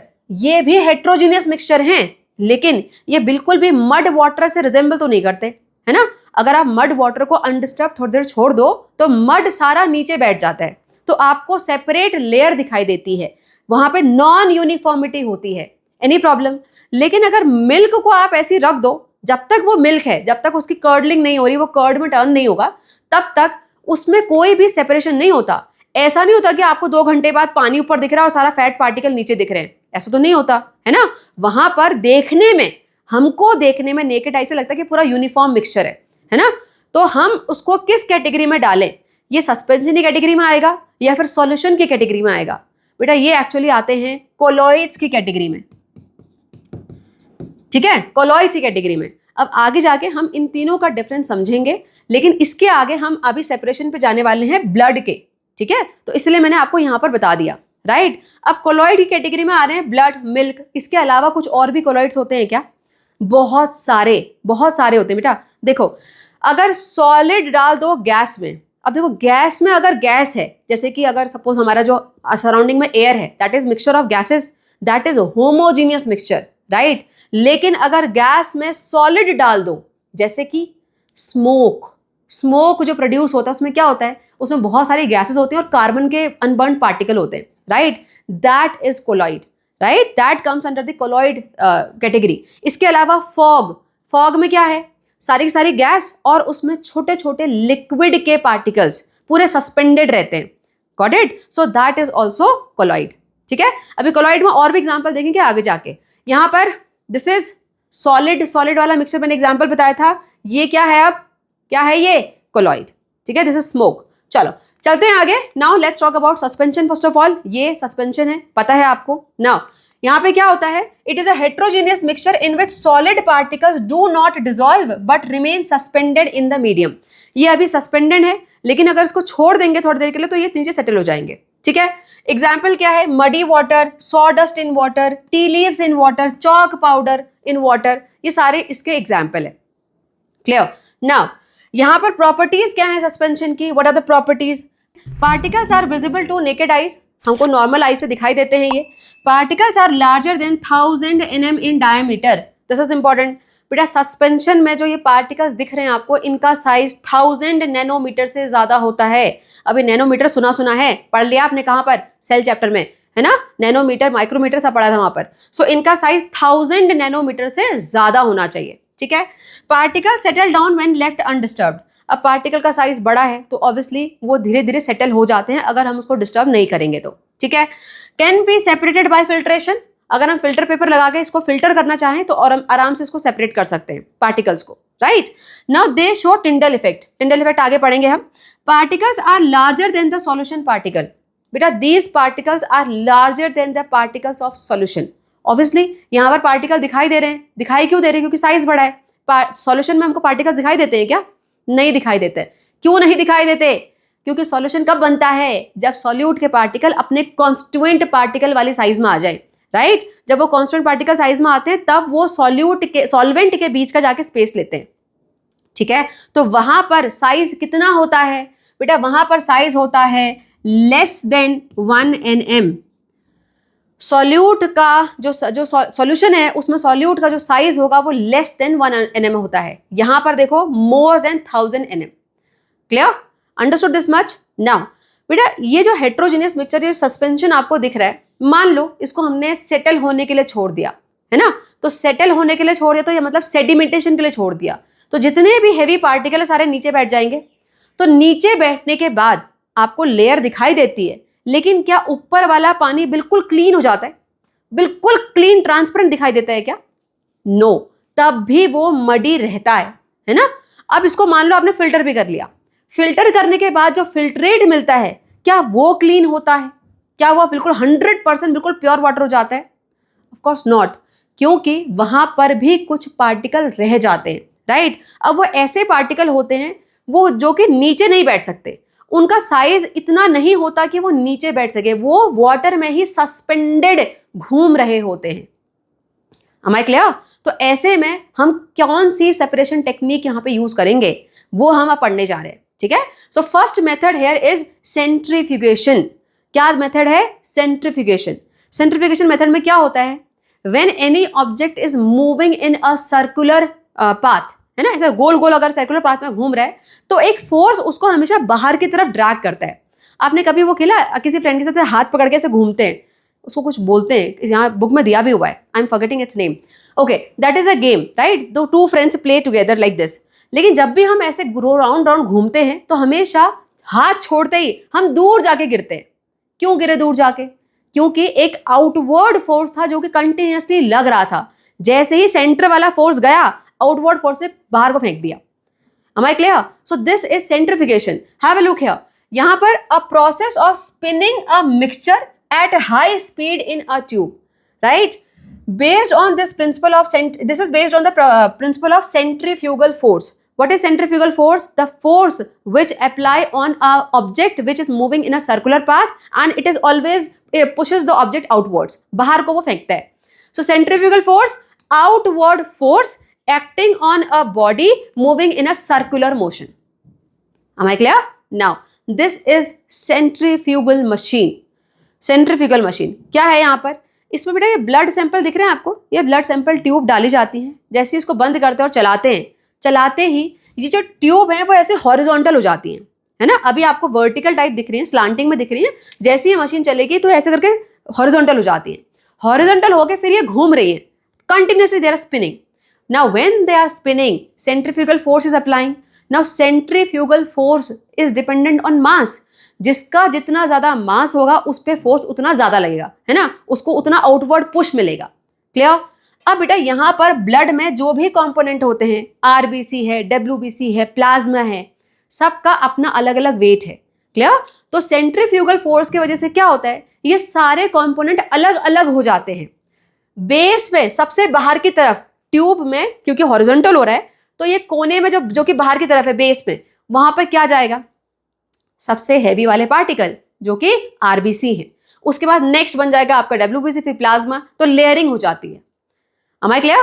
सो देखो यहाँ पर during centrifugation the tubes becomes almost horizontal due to centrifugal force the heavier particles move outward, वो बाहर को जाएंगे, settle to the bottom, lighter liquid remains at the top. जो लाइटर लिक्विड होगा वो ऊपर रह जाएगा, सारे के सारे हेवी पार्टिकल नीचे। Clear? Now this is separating components of blood. Plasma बन जाती है सबसे ऊपर वाली लेयर क्योंकि वो लाइट है।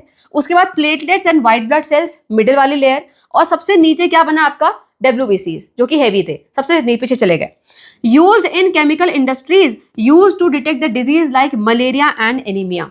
ये डिटेक्शन के लिए यूज होता है मलेरिया एंड एनीमिया का।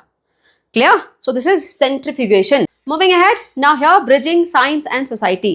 बेटा जो सेंट्रीफ्यूगल मशीन आपने देखी ना अभी, ये हर जगह अवेलेबल नहीं होती, ये इलेक्ट्रिसिटी चलती है और महंगी भी होती है, राइट? तो यहाँ पर आपको बताया गया है कि आप अपने आप एक सेंट्रीफ्यूग बना सकते हो जिसे पेपर फ्यूज बोला जाता है, right?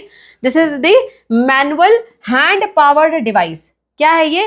Hand powered device which is actually doing the centrifugation. ठीक है? कैसे होता है? यहाँ पर आपको एक डिस्क लेना है, आप पेपर का ले सकते हो, वैसे ऐसे प्लास्टिक के टॉयज भी आते हैं, तो वो प्लास्टिक टॉय का यहाँ पे प्लास्टिक रिंग होता है, डिस्क होता है बेसिकली। यहाँ पर आपको सैंपल लगाना है और उसके बाद इन दोनों स्ट्रिंग्स को पकड़ के ऐसे ऐसे घुमाना है, तो ये बहुत तेज स्पिन करता है। So this is the manual centrifugation. Understood? चलो चलते हैं आगे। Now here let's talk about the another separating technique, that is coagulation. What is coagulation? जहां पर कोएगुलेट हो जाता है क्या? The suspended particles. जितने भी सस्पेंडेड पार्टिकल होंगे वो कोएगुलेट हो जाएंगे, यानी कि वो सारे के सारे एक थिक लंप में टर्न हो जाएंगे। लेकिन कैसे होंगे? यहां पर डालना पड़ता है एक कोएगुलेंट, एक ऐसा सब्सटेंस जो कि इस सारे के सारे सस्पेंडेड पार्टिकल्स को एक थिक मास में इकट्ठा कर सके। ठीक है? उसको कोएगुलेंट बोलते हैं। देखो यहां पर, सो this is the process of making fine suspended particles clump together. जितने भी सस्पेंडेड पार्टिकल, फाइन वाले सस्पेंडेड पार्टिकल थे, वो सारे के सारे एक साथ इकट्ठा हो जाते हैं, क्लम्प टुगेदर हो जाते हैं। Now this is done by adding a substance called coagulant, है ना? कोएगुलेंट सब्सटेंस डालना पड़ता है। यहां पर एग्जाम्पल जो आपको दिया हुआ है वो है फिटकरी का, फिटकरी एलम, है ना? घर में पक्का फादर से पूछना, ये पहले के टाइम पे कभी भी इसे कट लग जाता था ना, तो फट से फिटकरी लगाते थे ना। फिटकरी क्यों लगाते थे? आई hope you can get the answer. फिटकरी क्यों लगाते थे? क्योंकि वो ब्लड को भी कोएगुलेट कर देता था, तो इसका मतलब वहां पे एक थिक लंप हो जाएगा। सो बेसिकली कोएगुलेशन होगा तो ब्लड फ्लो होना बंद हो जाएगा, राइट? सो फिटकरी that you have to use here as a coagulant. Now alum is the white crystal chemical substance used for water purification.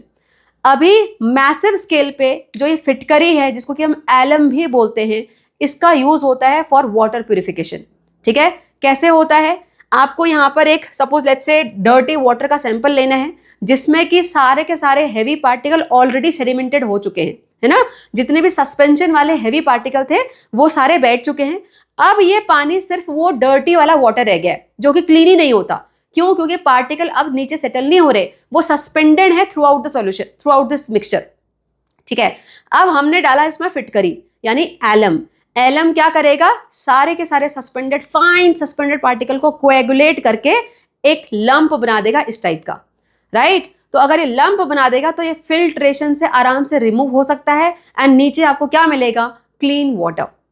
So this is coagulation. Coagulation हमेशा किसकी presence में होता है? कोएगुलेंट की, यानी एक एक्सटर्नल सब्सटेंस डालना पड़ता है। ठीक है? देखो नाउ एलम यहाँ पे क्या कर रहा है? Alum causes the fine particle to clump together, larger clumps settle by the sedimentation. अगर बहुत ही बड़ा क्लम्प बन गया तो वो सेडिमेंटेशन से ऑब्वियसली नीचे आ जाएगा। Clear water can be separated by decantation, या तो आप डिकेंटेशन कर लो या फिर यहाँ पर फिल्ट्रेशन भी कर सकते हो। ठीक है? नाउ अब इस कोएगुलेशन का रियल लाइफ में कहां पर यूज होता है? Some real life example. एक तो मैंने आपको ऑलरेडी बता दिया, ब्लड का कोएगुलेशन, है ना? वो भी करते थे। देखो वाटर प्यूरिफिकेशन हो रहा है, alum is used for water treatment plant at massive scale. उसके अलावा चीज मेकिंग। बेटा जब दूध को हम फाड़ते हैं ना, दूध फाड़ के पनीर बन जाता है ना? तो वहां पर क्या डाला जाता है? उसमें हमेशा एक एसिड डाला जाता है, या तो हम विनेगर डालते हैं या फिर वहां पर हम नींबू भी डाल देते हैं, जिसके अंदर सिट्रिक एसिड होता है। सो दैट एसिड जो कि लेमन जूस या vinegar, that is acting as a coagulant. वो वहां पर एज अ कोएगुलेंट एक्ट कर रहा है। तो जितने भी फैट के पार्टिकल्स, जितने भी प्रोटीन है, सब इकट्ठा होके आपको वो थिक मास मिल गया, right? So milk protein clump together here. Next, formation of cheese paneer, blood clotting. This is natural coagulation in blood. Understood? चलो moving ahead, now let's understand about the colloids. What are colloids? बेटा colloids को detail में समझने से पहले एक बार फटाफट से डिफरेंस देखते हैं सॉल्यूशन और सस्पेंशन के बीच में। आपको बहुत अच्छे समझ में आएगा कोलॉइड्स। ठीक है? देखो पार्टिकल साइज की बात करी जाए तो सॉल्यूशन में लेस देन 1 nm सॉल्यूशन कब बनता है, जब सॉल्यूट के पार्टिकल पार्टिकुलेट साइज में आ जाते हैं जो कि लेस देन 1 nm होते हैं, राइट। सस्पेंशन कब मिलता है, जब पार्टिकल के साइज मोर देन 1000 nm हो, राइट। अब पार्टिकल का साइज इतना बड़ा है तो हमें दिखाई भी देगा, दे आर विजिबल। यहाँ पर क्योंकि वो कॉन्स्टिट्यूएंट पार्टिकल के साइज में आ चुके तो हमको दिखाई नहीं देते, नॉट विजिबल। नेक्स्ट, ये सेटल होंगे क्या, इतने छोटे पार्टिकल हैं तो सेटल कभी नहीं होते, यहाँ बड़े पार्टिकल हैं तो सेटल हो जाते हैं। नेक्स्ट, यहाँ पे फिल्ट्रेशन कुछ दिखाई नहीं दे रहा तो फिल्टर क्या करोगे, यहाँ पे फिल्ट्रेशन नहीं होता, यहाँ पर बड़े पार्टिकल हैं तो they can be filtered. Next example देखो तो यहाँ पर सॉल्ट सॉल्यूशन ये दिख रहा है, यहाँ पर salt solution, this is suspension. Clear, this is the basic difference between this solution and suspension. Clear, now answer these questions. ये आप कहाँ फिट करोगे, can we see blood cells with naked eyes, हमको ब्लड सेल्स क्या ऐसे naked eye से दिखाई देते हैं सस्पेंशन के जैसा, नो हमें नहीं दिखाई देते, तो ये सॉल्यूशन से मैच कर रहा है, सॉल्यूशन भी नहीं दिखाई देता। Next, does blood settles down, क्या ब्लड के पार्टिकल्स सेटल डाउन हो जाते हैं क्या, नहीं होते, है ना। अगर आप सेंट्रिफिकेशन ना करो तो कभी सेटल नहीं होंगे, सो नो, सस्पेंशन में सेटल डाउन होते हैं, तो फिर ये सॉल्यूशन से मैच कर रहा है, right. Next, it is clear solution like salt water, क्या जैसे सॉल्ट वाटर या शुगर वाटर होता है बिल्कुल क्लियर, क्या वैसा सॉल्यूशन होता है ये, नो, ये तो थोड़ा सा हेजी सा होता है ना, हमको क्लियर थोड़ी दिखाई देता है, कुछ भी नहीं दिखाई देता इनफैक्ट, सो नो, हम इसको सस्पेंशन से मैच कर सकते हैं, राइट। हम सॉल्यूशन से मैच नहीं कर सकते, अब ये यहाँ मैच हो रहा है, ये दोनों यहाँ मैच हो रहे थे। Can it be separated by सेंट्रिफिकेशन, yes, जैसे सस्पेंडेड पार्टिकल यहाँ होते हैं वैसे ही इसमें भी सस्पेंडेड पार्टिकल होते हैं जो कि सेंट्रिफ्यूगेशन से सेपरेट हो सकते हैं। तो देखो, दो प्रॉपर्टी यहाँ मैच कर रही है, दो प्रॉपर्टी यहाँ मैच कर रही है, तो भाई किससे बिलोंग करता है ये, बेटा दोनों में से कहीं भी नहीं करता, इसकी अपनी कैटेगरी है कोलॉइड्स की। A mixture that is between solution and suspension, इन दोनों के बीच में कहीं फॉल होता है, neither a true solution nor a true suspension, ये दोनों को ही जस्टिफाई नहीं कर पाता तो हम किसी कैटेगरी में नहीं डाल सकते। Now particles are uniformly dispersed throughout the mixture, unlike suspension जहां पर पार्टिकल्स का यूनिफॉर्म डिस्ट्रीब्यूशन नहीं होता, यहां पर पार्टिकल्स यूनिफॉर्मली डिस्पर्स्ड रहते हैं, राइट। आप यहाँ पे एग्जांपल देख सकते हो ब्लड का या फिर मिल्क का, जो कि आप यूजुअली देखते भी हो। यहाँ पर पार्टिकल्स ऐसा नहीं कि पूरे ब्लड में एक ही जगह आरबीसी एक जगह डब्ल्यूबीसी, ऐसा नहीं होता। मिल्क में ऐसा नहीं होता कि एक जगह ज्यादा फैट एक जगह प्रोटीन, यूनिफॉर्मली यहाँ पर डिस्पर्स्ड रहते हैं पार्टिकल्स, ठीक है। Particles do not settle down over the period of time, ऐसा नहीं होता कि आप छोड़ दो, अगर मिल्क को अगर बाहर छोड़ दो, अगर कर्डलिंग ना हो, कर्डलिंग नहीं होनी चाहिए, अगर मिल्क है तो कभी सेपरेशन नहीं होगा, ऐसा नहीं होगा सारे फैट पार्टिकल नीचे बैठ जाएंगे पानी ऊपर, right. So particles do not settle down. Clear. Now अब बेटा कोलॉइड्स बनते कैसे हैं, जैसे सॉल्यूशन कैसे बनता है जहां पे सॉल्यूट को डाला जाता है सॉल्वेंट में, ऐसे ही कोलॉइड कैसे बनते हैं, डिस्पर्स्ड फेज और डिस्पर्स्ड मीडियम से। देखो सॉल्यूशन के लिए क्या चाहिए, आपको चाहिए सॉल्यूट सॉल्वेंट में, राइट। तो समझ लो नाम चेंज हो गया है, अगर सॉल्यूशन की जगह कोलॉइड आएगा तो सॉल्यूट की जगह आ जाएगा डिस्पर्स्ड फेज और सॉल्वेंट की जगह आ जाएगा डिस्पर्जन मीडियम, ठीक है। एग्जाम्पल देख लो, यहाँ पर मान लो ब्लड ले लेते हैं। सो अगर ब्लड है तो डिस्पर्स्ड फेज क्या है, वो सारे छोटे छोटे सेल है ना, जितने भी सेल हैं, तो हम सॉलिड ले सकते हैं, सॉलिड इन जो प्लाज्मा है जो कि लिक्विड होगा, तो solid in liquid, right. So dispersed phase आपका सॉलिड है, मीडियम आपका लिक्विड है।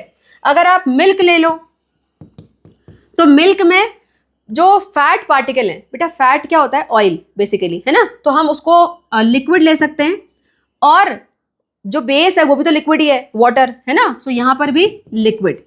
नेक्स्ट आप ले लो यहाँ पर फॉग, अगर फॉग लो तो फॉग कैसे बनता है, छोटे छोटे लिक्विड के particles, liquid particles in gas, जो एयर है उसमें लिक्विड के पार्टिकल डिस्पर्स हो जाते हैं तो फॉग बन जाता है। अगर स्मोक ले लो तो स्मोक कैसे बनता है, यहाँ पर स्मोक में सॉलिड होता है and this solid carbon particles और dust particles are dispersed in the again gas, air में।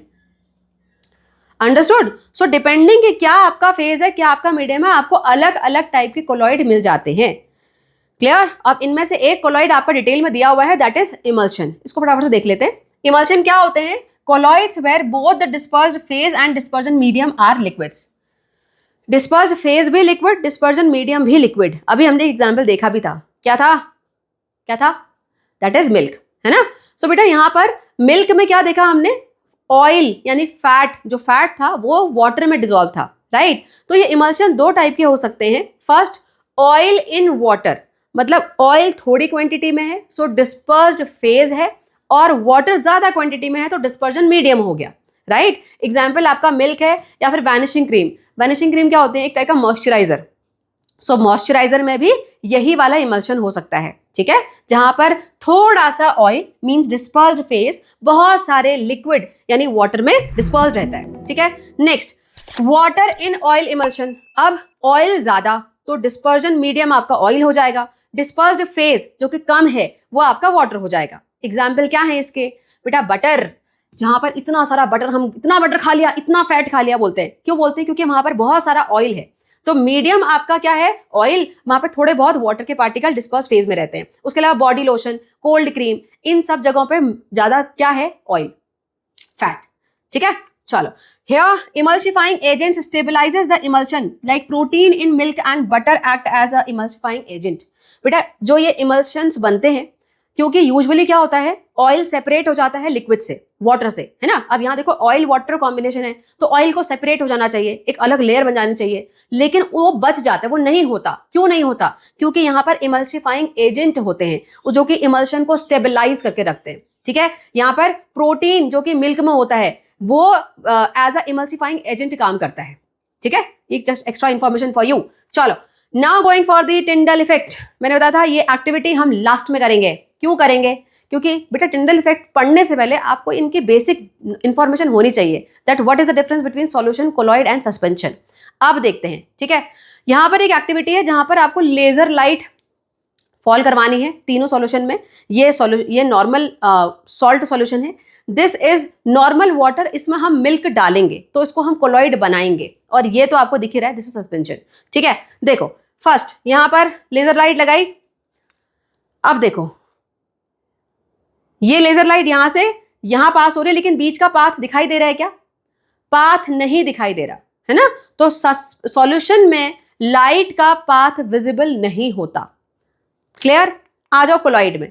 अब इसमें हमने डाला मिल्क का एक ड्रॉप, घोल दिया, अब ये कोलॉइड बन गया। अब देखो, now see, this is it is showing the clear path of the light, right. So colloid में लाइट का पाथ क्लियरली विजिबल होता है। Understood? Now coming to suspension. ये देखो, ये तो साफ ही दिख रहा है, ये पाथ दिखाई दे रहा है ना। अब पूरा कंप्लीट यहां तक अभी देखो, अभी दिखाई दे रहा है, जब सेटल हो गया तो फिर पूरा पाथ दिखाई दे रहा है, right. So particles of colloid and particles of suspension can show the path of light, लेकिन यहां पर नहीं दिखाई दे रहा। बेटा क्यों नहीं दिखाई दे रहा? और ये क्या है? This is called Tyndall effect. यहां पर कोलॉइड में और सस्पेंशन में जो पार्टिकल्स का साइज होता है वो इतना होता है कि वो लाइट को स्कैटर कर सके। जब वो लाइट को स्कैटर करते हैं तो वो पाथ जहां से लाइट जा रही है वो विजिबल हो जाता है। दिस इज टिंडल इफेक्ट, ठीक है। तो टिंडल इफेक्ट कौन दिखाता है? Colloid and suspension. सॉल्यूशन नहीं दिखाता। क्यों नहीं दिखाता? क्योंकि उसके पार्टिकल का साइज बहुत छोटा होता है, वो स्कैटर नहीं कर पाते हैं, ठीक है। अब आ जाओ यहां पर, this picture again what it is showing, it is demonstrating the Tyndall effect. यहां पर जो लाइट यहां पे फॉल होती है इसको फॉग लाइट ही बोलते हैं। ये कैसे आपको पूरा इल्यूमिनेट करते, पाथ दिखाई दे रहा है। क्यों दिखाई दे रहा है? क्योंकि यहां पर फॉग है। फॉग है तो fog is a category of colloid. वो सारे पार्टिकल्स जो हैं इस लाइट के पाथ को, लाइट को स्कैटर कर रहे हैं, ठीक है। Have a look. So the scattering of light by the particles in colloid or suspension is called Tyndall effect, right? Why it is named so? It is named after the scientist John Tyndall who first explained this concept. इन्होंने explain किया था तो उन्हीं के नाम पे पड़ गया। Light beam become visible. Light का जो path है, जो beam है वो visible हो जाती है। So when it passes through colloid and suspension, light beam is not visible when it passes through the true solution. ये हमने already देख लिया, ठीक है। इसके कुछ और एग्जाम्पल यहां पर। बेटा सनलाइट जब डार्क रूम में एंटर करती है, सुबह का टाइम हो, पर्दे वर्दे खुले ना हो, अब छोटा सा कहीं से होल हो, वहां से सनलाइट अगर अंदर आए तो बिल्कुल वो सारे के सारे डस्ट पार्टिकल भी घूमते हुए दिखाई देते हैं ना। Again this is Tyndall effect, right. Next, car headlight in fog. Car की हेडलाइट अगर फॉग में जलाओ तो बिल्कुल सामने पाथ दिखाई देता है। Again this is all because of Tyndall effect. So car headlight in fog droplets scatter the light, beam is visible. Sunlight through the forest gap. अगर फॉरेस्ट में, डेंस फॉरेस्ट है, उसमें सनलाइट अगर आ रही तो भी पाथ दिखाई देता है. Why? Because dust and moisture scatter the light, beam is visible. Flood lights in sports stadium, ये जो स्पोर्ट्स स्टेडियम है अगेन यहाँ पे दिखाई दे रहा है. Dust particle scatter the light, beam is again visible. Milk and water mixture, वो हमने अभी देख लिया, वहां पर अगेन टिंडल इफेक्ट था. क्यों था? क्योंकि वो जो पार्टिकल्स थे वो स्कैटर कर पा रहे थे लाइट को. अंडरस्टूड? बस यही है टिंडल इफेक्ट. क्लियर? चलो चलते हैं आगे. नाउ फटाफट से एक बार क्या करना है, इस पूरे डिफरेंशिएशन को समझना है. यहाँ पर इस टेबुलर फॉर्म में प्रॉपर्टीज दी हुई है. नेचर होमोजीनियस है कि हेट्रोजीनियस है? बताओ भाई. सॉल्यूशन क्या है? होमोजीनियस. सस्पेंशन क्या है? हेट्रोजीनियस. कोलॉइड क्या है? ये भी हेट्रोजीनियस की कैटेगरी में आते हैं. ठीक है. नेक्स्ट बेटा, ये हेट्रोजीनियस की कैटेगरी में क्यों आते हैं? आप कई सारे बच्चे सोच रहे होंगे मैम ये तो यूनिफॉर्म मिक्सचर था ना, तो यूनिफॉर्म मिक्सचर तो सॉल्यूशन का प्रॉपर्टी है. बेटा सॉल्यूशन की कैटेगरी में आने के लिए पार्टिकल्स का साइज वो कॉन्स्टिट्यूएंट पार्टिकल वाली साइज में होना चाहिए, है ना. जब पार्टिकल्स कॉन्स्टिट्यूएंट पार्टिकल वाली स्टेज में आ जाते हैं, मतलब फर्दर वो और छोटे नहीं हो सकते, तब जाके आपको सॉल्यूशन मिलता है. ये बेसिक रिक्वायरमेंट है सॉल्यूशन की. यहां पर पार्टिकल का साइज उनसे काफी बड़ा होता है, right. So that's why they are in heterogeneous. चलो आगे आ जाओ. यहां पर पार्टिकल साइज यहां पर कितना होता है? Less than. So less than 1 nm. यहां पर मोर देन 1000 nm. यहां पर कितना होगा फिर? यहां पर between 1 nm to 1000 nm. Clear? Next visibility. यहां पर सॉल्यूशन में नो, यहां पर यस, यहां पर भी हम नो ही बोलेंगे क्योंकि पार्टिकल्स विजिबल तो नहीं होते अलग से. सेपरेशन बाय फिल्ट्रेशन, यहां पर नो, यहां पर यस, यहां पर अगेन नो. हम मिलके पार्टिकल को फिल्टर नहीं कर सकते. सेटलिंग, यहां पर सेटलिंग होती है क्या? नो. यहां पर यस, यहां पर सेटलिंग होती है? नहीं होती. अब तो समझ में आ गया होगा. चलो नेक्स्ट टिंडल इफेक्ट. सॉल्यूशन में नो एंड यहां पर yes and yes. That's it. Understood? चलो, so with this we are done with this chapter also. I hope you were able to understand each and every concept, but still having any doubt or facing any difficulty, comment. I will revert back. See you soon for the question and answer of this chapter. अगर कुछ confusion रह भी गया होगा तो वहां पर सारा clear हो जाएगा. ठीक है? चलो, take care and bye bye.